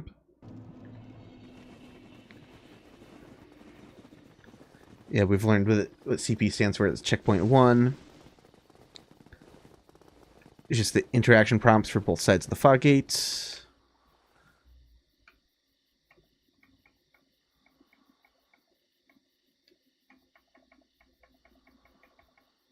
Did I go too far down the list? What are we looking at? This is 2890.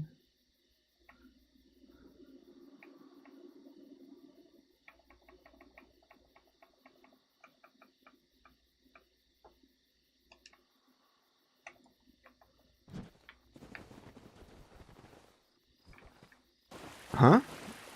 Do I not have the right 20? Oh no, 2890 was that. This was the BGM. What am I looking at? The wrong thing on the spreadsheet for? I skipped past. Oh, it. 2601. I that's already right. filled it in. Yeah, you already filled it in. That's right. 260. Yeah. Yep, they're here again. Oh, and they didn't make these wider. Oh, that's funny. Can you not use the fog gate from the edges then? Yeah, you can't. Yeah, it's actually pretty. There's like a fairly wide region where you can't use it. I'm right against the fog gate, and I don't have the interaction prompt. I did not realize that. That's fun. Okay, so now we're at 2890 though. Yeah, this is mid-boss BGM. Okay, so they're obviously referring to the Moonlight Butterfly as the mid-boss. Yeah. Yeah.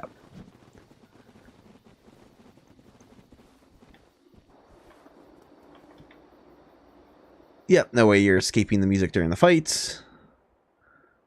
Let's see if you can find a way to fully, jump out of the arena or whatever, but... what's next? Let me scroll down in the spreadsheet.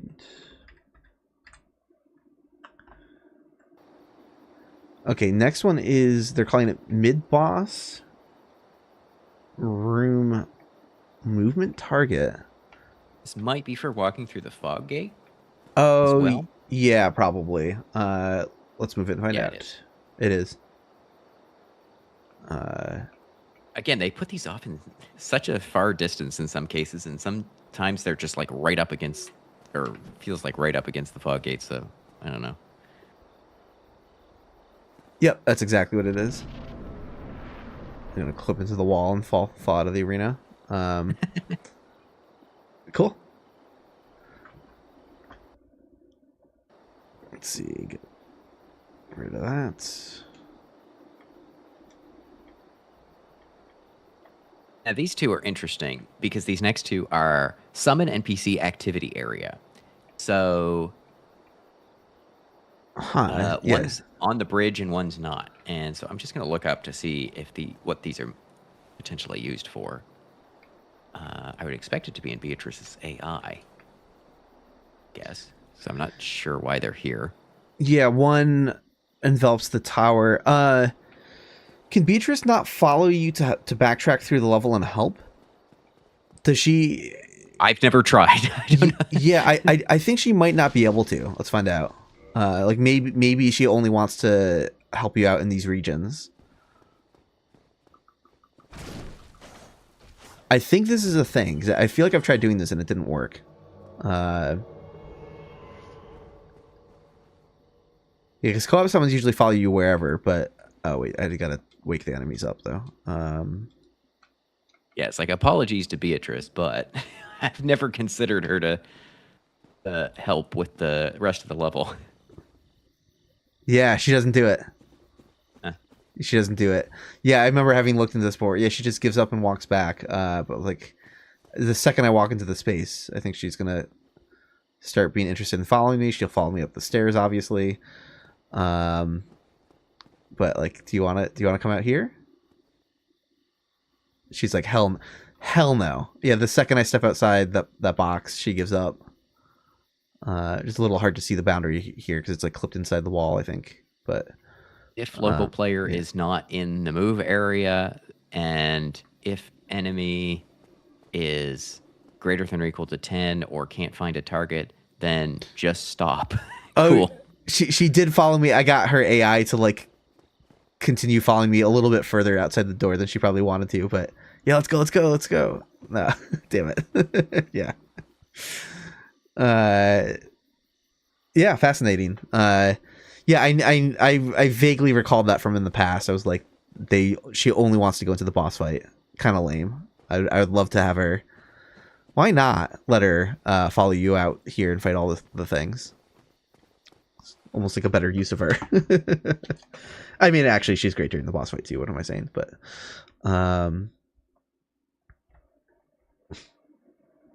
Jeter says relatable. I hate going outside as well.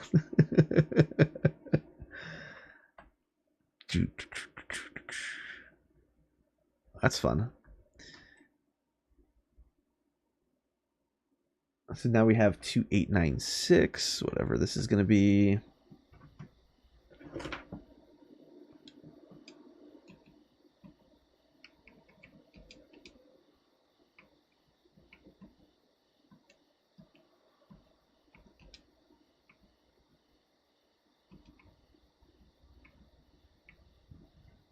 Mid-boss room battle start? Yeah, again, this is the compute the buffs and kick out the invaders one. Gotcha, okay.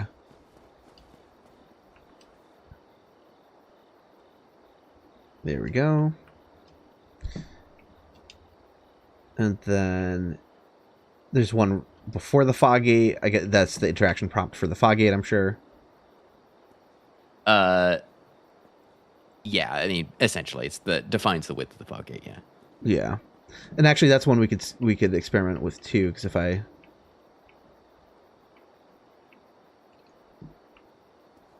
maybe not. I made it huge, and I don't see an interaction prompt, but I don't think it would be the interaction prompt. It probably defines where Beatrice is allowed to consider herself in front of the fog gate. Oh, but that's okay. It would also be used to define the width of the fog gate for how to line you up in some ways. but let's move it and try to have her follow me into the boss fight and see if anything weird happens. Yeah. I can just check to make sure she actually looks at it. Yeah, I'm gonna like move it into the staircase, like lower on the staircase, and like see if like she like starts doing funny stuff. Yeah. I think you need to be in the fight potentially. Cool. Obviously, that would make sense. And then if she's in the area, it's going to face her towards, I assume, the facing point as well. 890. Yeah. Okay, it is now thoroughly within the staircase. Let's get her to follow me and see what happens. I don't think I had started the fight yet. Let's see.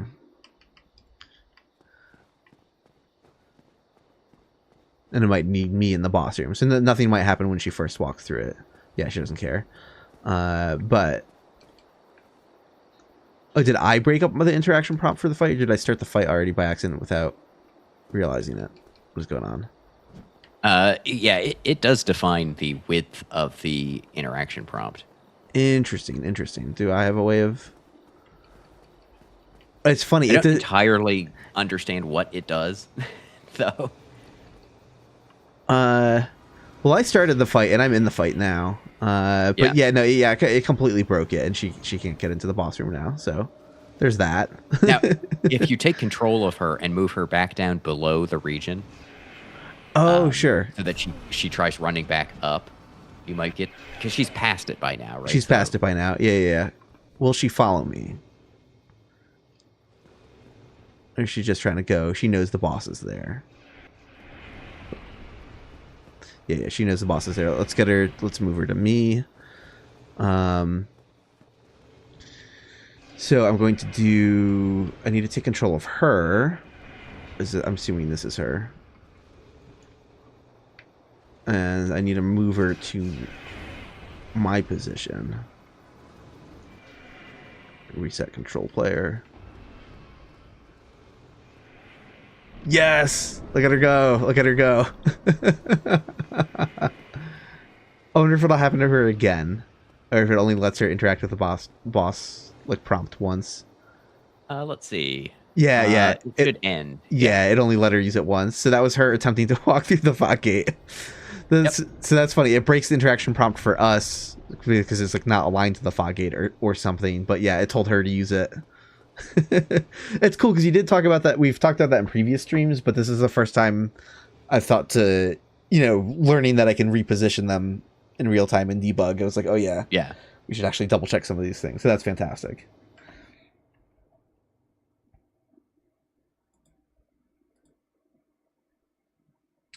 Oh, nice. Thank you, Kiowa. Said, what a nice VTuber avatar. Thank you. It was drawn by Zuli the Witch. And she did a fantastic job. I'm super happy with the Vagrant. Can she go through the gate now? She won't be able to. The gate is just a solid wall. So the way that you and NPCs are able to walk through the gate is when you play that animation, it disables your collision temporarily. So you're able to walk through any wall. That's also why she walked over the edge, is because she walked through the collision of the stairs. So she was able to go through that. Very fun. Yeah, it is great messing with their positioning and actually like reconfirming all these little details about how they operate.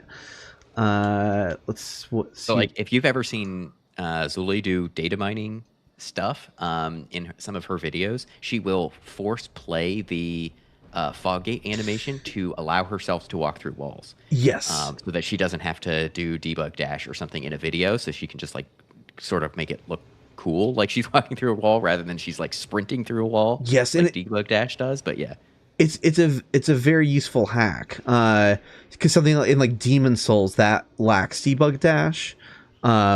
So the solution there for getting through walls is to like you could change your controller configuration in debug to like change what animation a button triggers.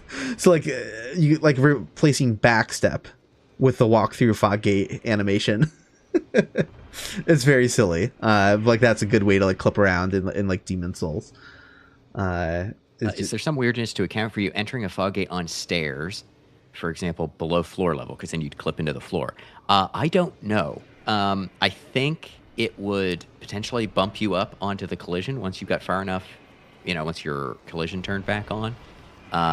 But I also don't know that there's too many opportunities to where you are actually going from a lower height to a higher one upstairs. Yeah. Right. Like, yes, you're technically going upstairs to get into this area, but you're kind of on flat ground. Oops. I always wind up in the resolution screen when I go by muscle memory for like the button presses because the summon gets rid of the quick game button and I'm just like, right. Yeah. Here, hold on. Let's reset the fight. Yeah, and I'd have to look. Actually, I can do this. I have Animation Studio up, so I can just go look at the player's fog gate animation. Yeah, what I'm going to do is I'm going to reset the map. I did it again. I literally just talked about it because I was like button mashing before Beatrice was out. Stop it. Okay. And I'm going to walk through the fog gate from like the lowest point and see what happens to my like Y coordinate.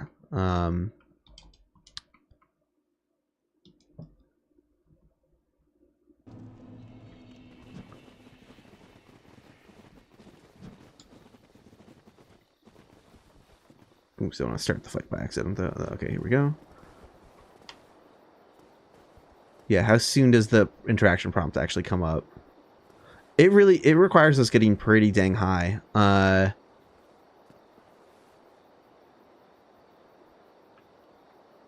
Let's see.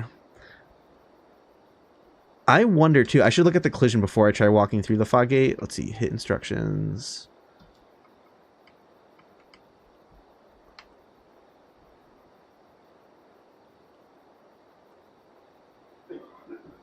Yeah,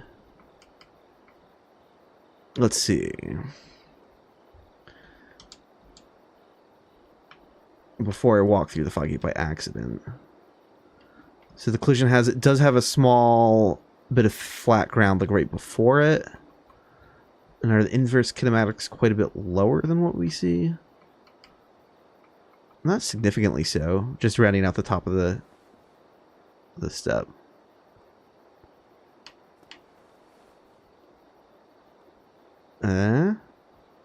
Yeah, it disables your collision and gravity for the entirety of it. It also marks you as in iframes, of course, and disables your ability to turn your character, because those are kind of important things that they need to disable.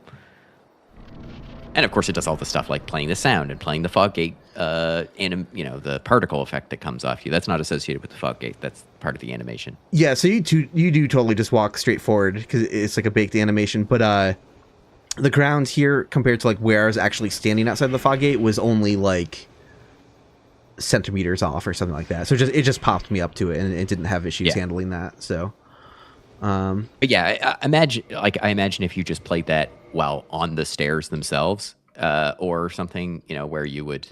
Oh yeah, like further down the ground, stairs. Like, yeah, you would like clip through it. Yeah.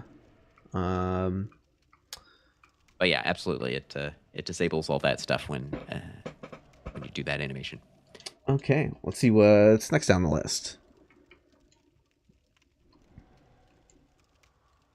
This is 2500.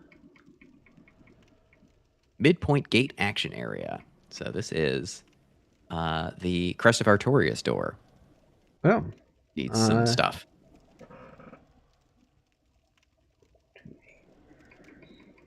Did I go too far down the list? Oh, here it is. Here it is.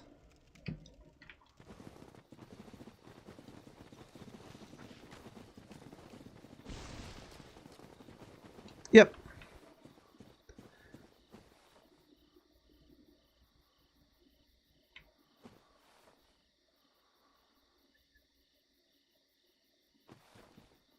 And a very similar deal. I was going to realize that the directionality of these things might relate to the prompts as well, because I'm clearly within the space, but if I turn around, I lose the open thing. So that will be, well, maybe, I guess it could. Yeah. Yeah, like maybe it wants to check it for an angle relative to the green line there. Let's see. Action button. Yeah, it says line segment.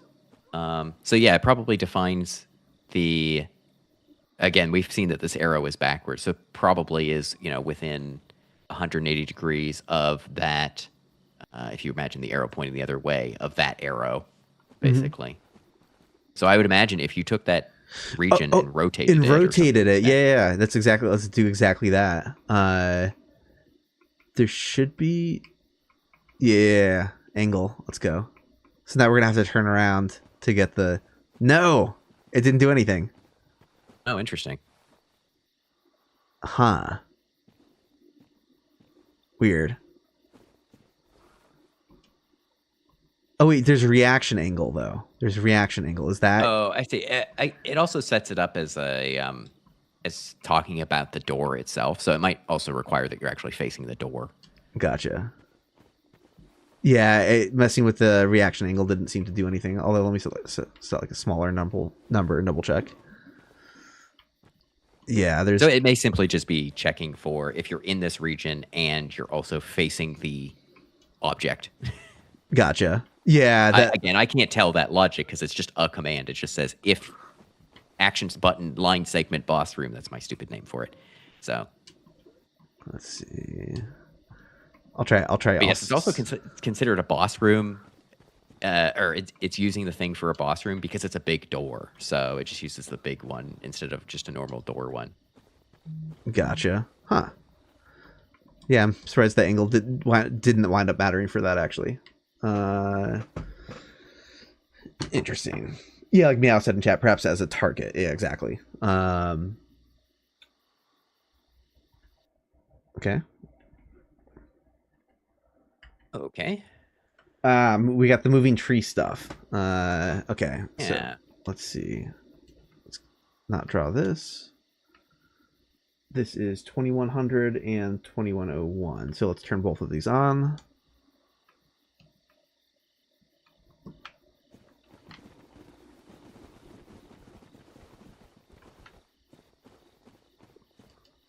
So we should have a box in front of this fog gate, I think.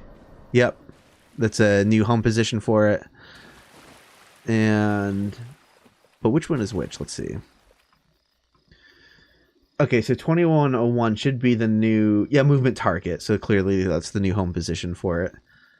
The first one is movement start area. Is that going to be like the boss room itself or something? Or is that? Yeah, there's a box just outside the boss room that.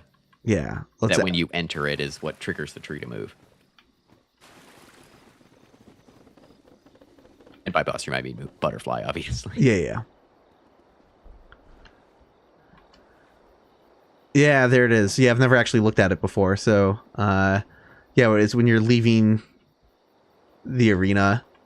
Although, I guess this means you don't actually have to do the boss fight first, right? It's not actually checking. Absolutely not. It's just as soon as you get in that area. As soon as you get in that area. So you can get that tree to start moving if you just walk up to the fog gate and turn around. Yeah. Yeah, I guess so. Yeah, let's check that out. It should be happening right now, actually, if I turn the enemies back on. Actually, I think I've had them on, have I not? Yeah, they're still running.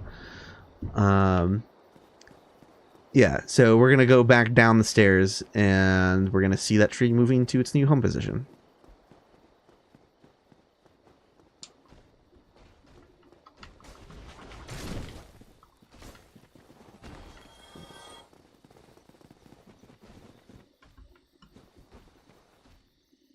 Yep, he's slowly. We can speed up his walking animation. He is over there walking though. Oh, I like the theory of this event. Obviously, as you mentioned in your video, kind of mooted by getting a homeward bone at the end of this fight. Right. And it does make sense that they wouldn't require you to have defeated the boss because it's like, oh, well, while you're doing the boss fight, the tree is on the move. I'm surprised they don't teleport the tree, but I guess for multiplayer reasons, you could have a summon here, I guess.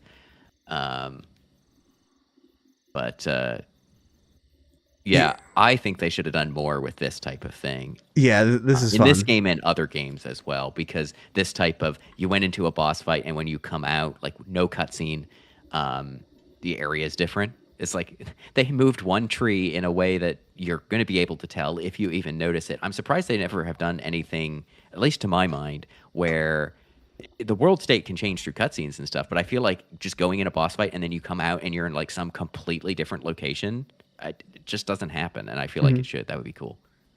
It is so funny seeing him walk back to like, there we go. He's gonna make it eventually.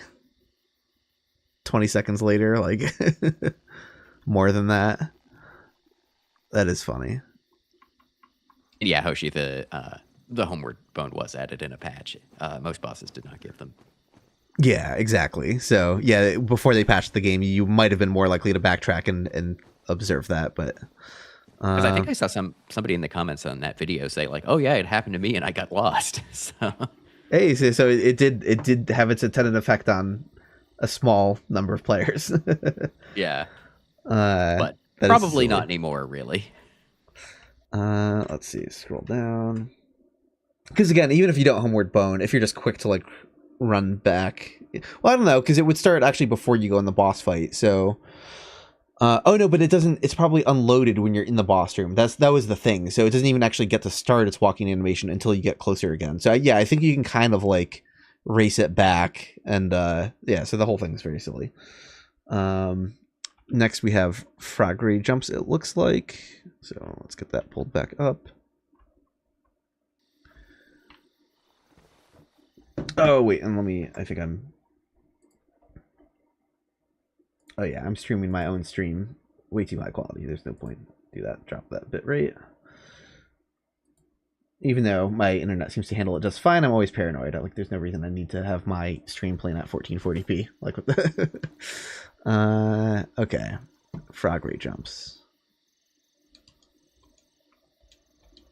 It has a kind of neat detail to it, actually, that I Ooh, internally noticed, but or internalized, but yeah, they have to specifically do something here, which is the frog rays are staggered, so they have the events set up such that they each take a slightly different amount of time to pop out when you get inside this region.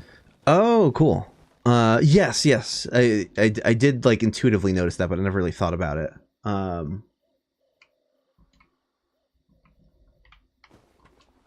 So yeah, here's the box for it.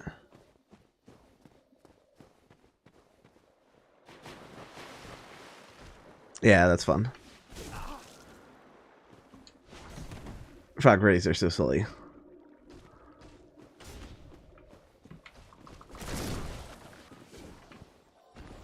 Yeah, so one pops out. It's after you enter the box, 0 seconds, then half a second, then 0.7 seconds, and then 1.2 seconds. That's great. It's funny because it seemed like it was faster than that intuitively, is like how it felt like to me, but maybe it wasn't. Maybe it did take that long. Or it'd be funny. Well, it's only 1.2 seconds at most, so I think they all come out by that. Like, that's not staggered. That's 0, and then, or one waits 0, one waits half a second, one waits 0.7 seconds, and one waits 1.2 seconds. So yeah, it almost felt like do to me though, whatever. So I was like, that still seems faster than a second and a half, but or whatever. But unless there's some baked in time as well. I guess there's just going to be the natural time of them having to wake up and do their AI animation. I don't know how far off screen they are, so yeah. Funny guys. Yeah, if you remember and you have the frog ray emote, feel free to post it. Oh yeah, hell yeah. Let's see. What is next? First camouflage. Oh, okay. Yeah, now we're getting into traps for the demonic foliage. Got it. I like that the apparently the wording implies like a tutorial, because yeah, this is the first one. Oh, and it's funny because this isn't. I don't think this like is the first one though. Is it? Wait, what am I? Huh? It is up on the path to the bonfire. Oh, it is? God, this is so disorienting. When so many trees everywhere, it's annoying. I'll just remember to follow the shining light. Oh, it is. It is. It looks. Yeah. This is by that first one. Yeah. Yep. I already woke him up. He's gonna grab me. He's going in for a hug. But yeah, that's the space that wakes him up. I'll reset the map. And again, this is 2110.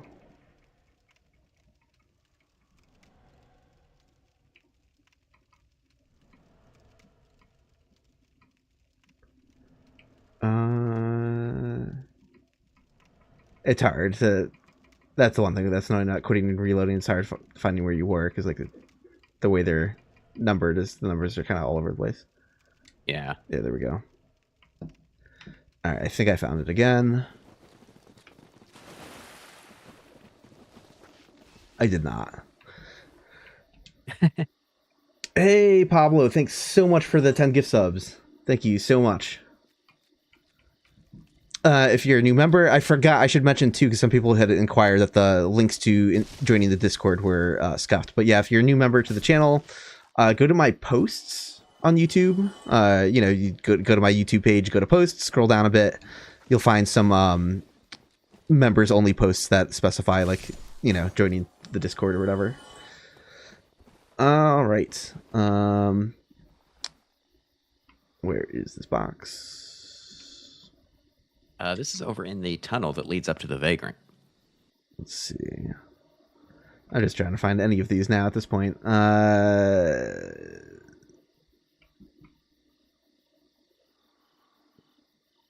we go. I can usually get them to blip in and out of existence if they go fast enough. Yeah, so that's kind of neat to see. I'm not surprised that it works this way at all. But you can see how someone might think it's like proximity or something like that. But it's not. Yeah, because if you're backtracking from the bonfire and you've reset the trap, then he aggroes a lot, quote unquote, sooner. Because you're approaching from the other side of the box. But yeah, if we step in here, he pops up out of the ground. But if we were coming from this direction, then he pops out all the way from over here instead. So yeah, it's not like a sphere centered on the enemy itself. Just a chunk that covers the path.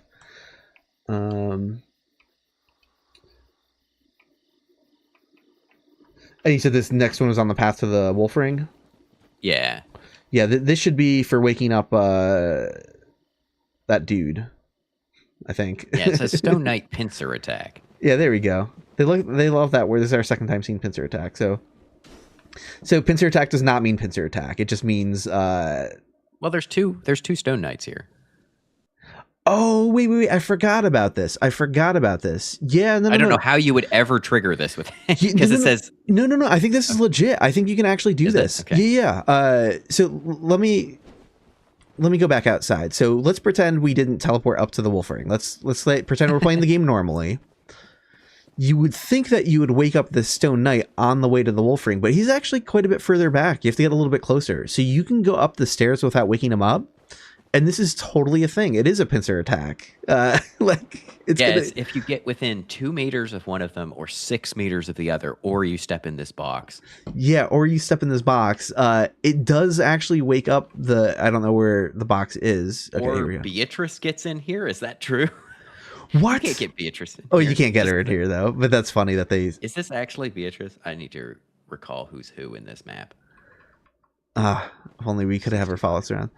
So yeah, as soon as and maybe a better way to visualize this would be to move the camera out of the... We should see that other guy stand up as soon as I walk through, I think. Yeah, he's getting up. I realize in the stream that's like really hard to see. It's really low. But yeah. That is Beatrice. So they added that logic in, even though she can't get up there. Yeah, so that guy wakes up when you go in here. I don't know if FreeCam broke his AI. I don't know if he should be coming for me now. Let's see. I should make myself invulnerable because this is about to end very poorly for me. There we go. Yeah, I can't tell. Is the other one coming? Is you just? Yeah, he's coming. He's coming. So yeah, that's a trap that not a lot of people might realize that this exists. People have definitely seen it before, though. Yeah, very funny. You sneak by to go get the wolf ring, and the other guys, and it's actually wouldn't be that unwitnessed of an event. People will get the wolf ring, and then we'll have another You know, because a lot of people won't do the shortcut jump here. Some people will, so that's how you can not be aware of that. But I love having a pincer attack of the two of the slowest enemies on Earth. Yeah, yeah. It takes them a while to get up the path. That is a cool. I forgot about that. So, that is cool seeing that here.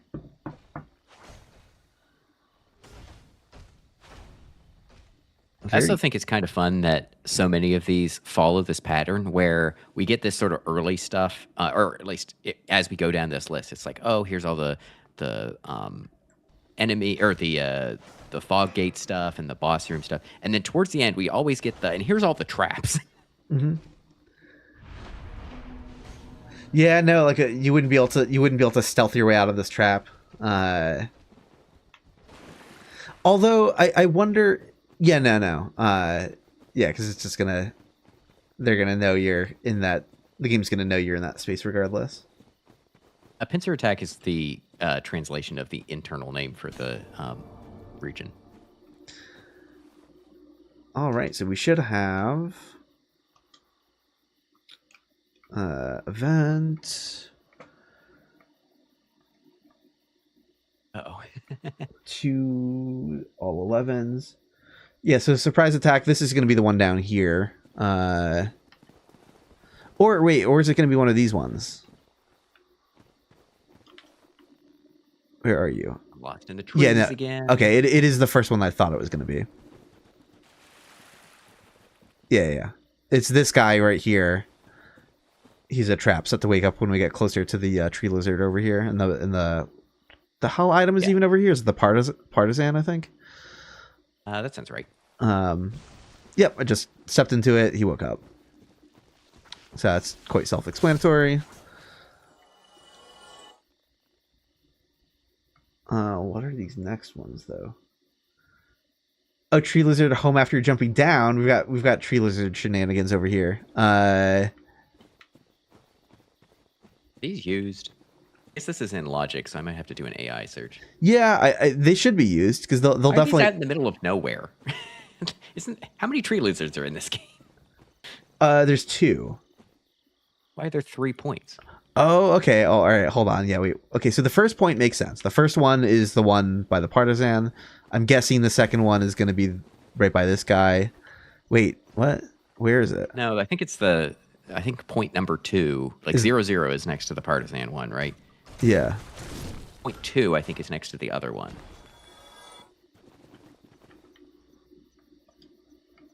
It is. Okay, so it's this middle one that is in the middle of the woods in this area. Why? Is this for an unused third tree lizard or something? Not mentioned in the events, but the other ones are mentioned in the event. Let me go look at the event. If the tree lizard has a certain buff, then set home, aka if you knocked him out of the tree, basically is going to be what that effect is almost certainly used for. Yeah, so I don't see that other region being used. Yeah, this is a cut alternate home region.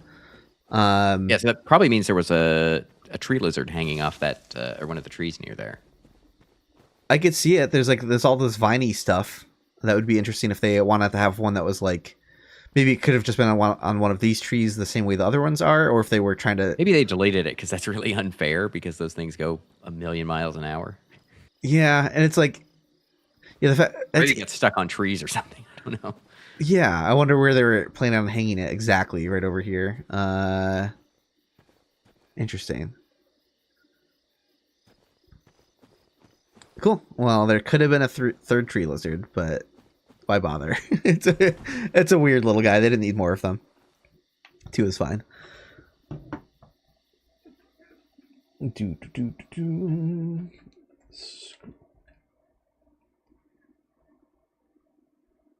Yeah, you can put that in like purple or red or whatever. Yeah, like, we'll make that purple because there's not too much more that I can investigate with that, but that's obviously cut content. Yeah. All right, so now we're getting like DLC stuff. Yeah.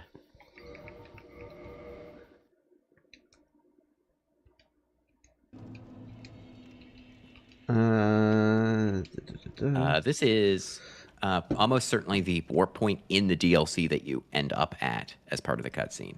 Okay. So you would probably have to go into the DLC to see this, or take the cutscene.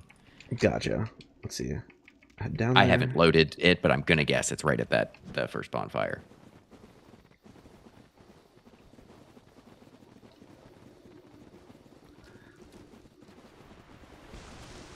It is warp destination, so.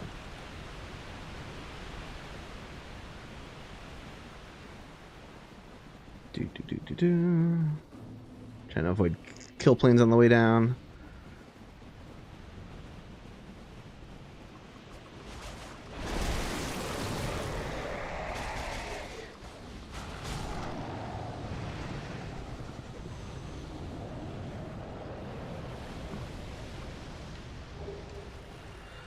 Okay, so let's see what we can find here. Draw, region draw. Again, this is 2502.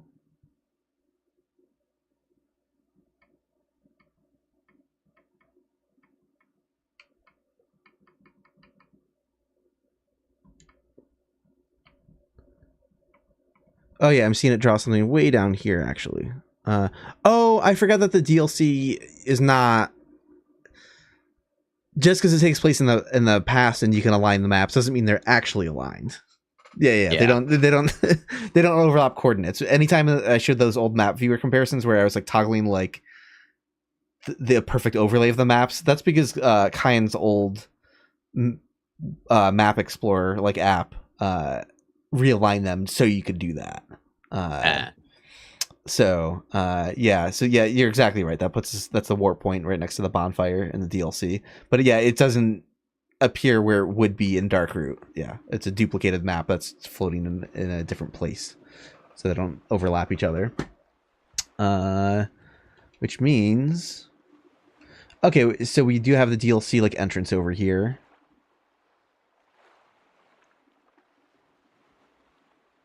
Which one is this one? This is 2008. Yeah, past forest warp area. Oh, but that's... Huh. Wait, what? That's not where the entrance to the DLC is. No, and this... were they thinking on having a two-way warp where you could like warp back down here? Or is there something like, what is this? Yeah, that point doesn't actually show up in the one we were just looking at. Doesn't show up in any of the event scripts. This one here, like at the far end of the one cove? Over by the bonfire. Oh. It's referencing a point that's actually in the DLC's map. Yeah. Which this one is not, right? We're still looking at Darkroot stuff. Well, it is the entrance of the DLC is preloaded from here. Sure, but I mean, it's not like we're not in the DLC's map file looking at these, right? Looking at these points. The destination point is 1212510, which is not this point, as far as I can tell. You know, that's a different number. So yeah, nothing came up in a search other than the map data. So interesting. So this might be cut content from the DLC. Cut content in extremely loose quotes, because obviously they did end up putting a point over there. I don't know, unless the point's very slightly differently placed. Yeah, I'm trying to figure out the point of 2008. This box. Yeah, I guess I should look for that over here, because I'm a little confused. The entrance to the DLC is not that far back in the cove. So I'm like, what is that? Because it says warp area. Let me take a look. Look, I would love if it's an unused return thing to escape the DLC. It would be very silly. Well, but we'd expect it to be the other way around, right? Where the small cylinder is at the destination and the big box is at the entrance, and that, right? So, yeah, let me just look at the event quickly for the DLC warp, because it's obviously going to have something set up. Yeah, and you know, I'm gonna quickly go through the motions to unlock the DLC. Yeah. Oh no, it does use 2008. It does use it?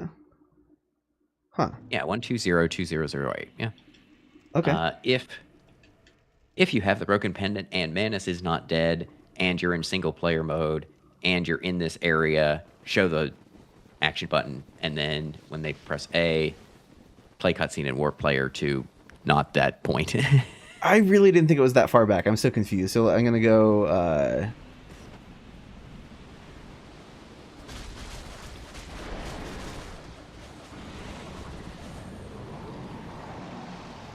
It is interesting because it looks pushed quite far back.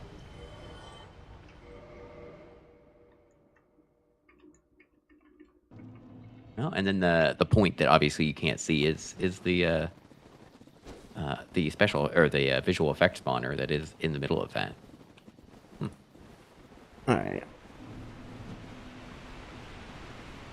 I forget if just modding the broken pendant in my inventory works. I don't think so.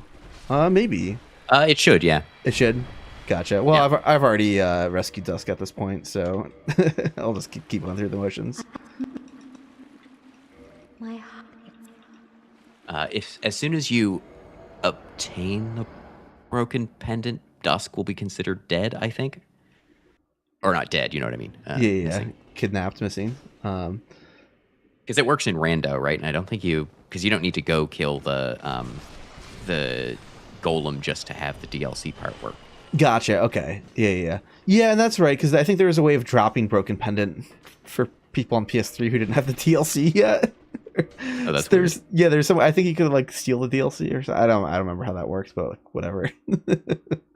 Yeah. Well, it's all From's DLC stuff. Maybe they changed this in Elden Ring. I forget, but has always been very odd because it gives you all the content to it, and then most of the time it's just the DLC purchase that you're making is basically just putting a file somewhere that says, yes, the person is allowed access to the DLC, and then they usually have a script that says, okay, if you're not actually supposed to be in the DLC, get out. Yeah.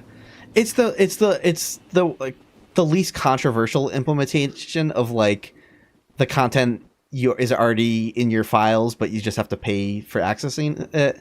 Because it's different, because it's not like on disc DLC bullshit, right? Like they still had to add this as additional content later on in development, but it reaches the point where it's like, oh, but we can't split the player base, right? They have to do that because of multiplayer. So if you're someone who's going to keep playing the game online, but you don't yet own the DLC, well, your game needs to know about all of the new DLC weapons and spells, etc., to be able to even do multiplayer with other people. Exactly. So their simplest solution is like, okay, when the DLC comes out, the next update for the game downloads all the DLC content for everyone for free. But then you're just paying for the one little key to unlock it. Which makes perfect sense. It is that far back. Okay, that's funny in my head. I just couldn't. No. In my head, it was like a good 15, 20 feet further out from that spot.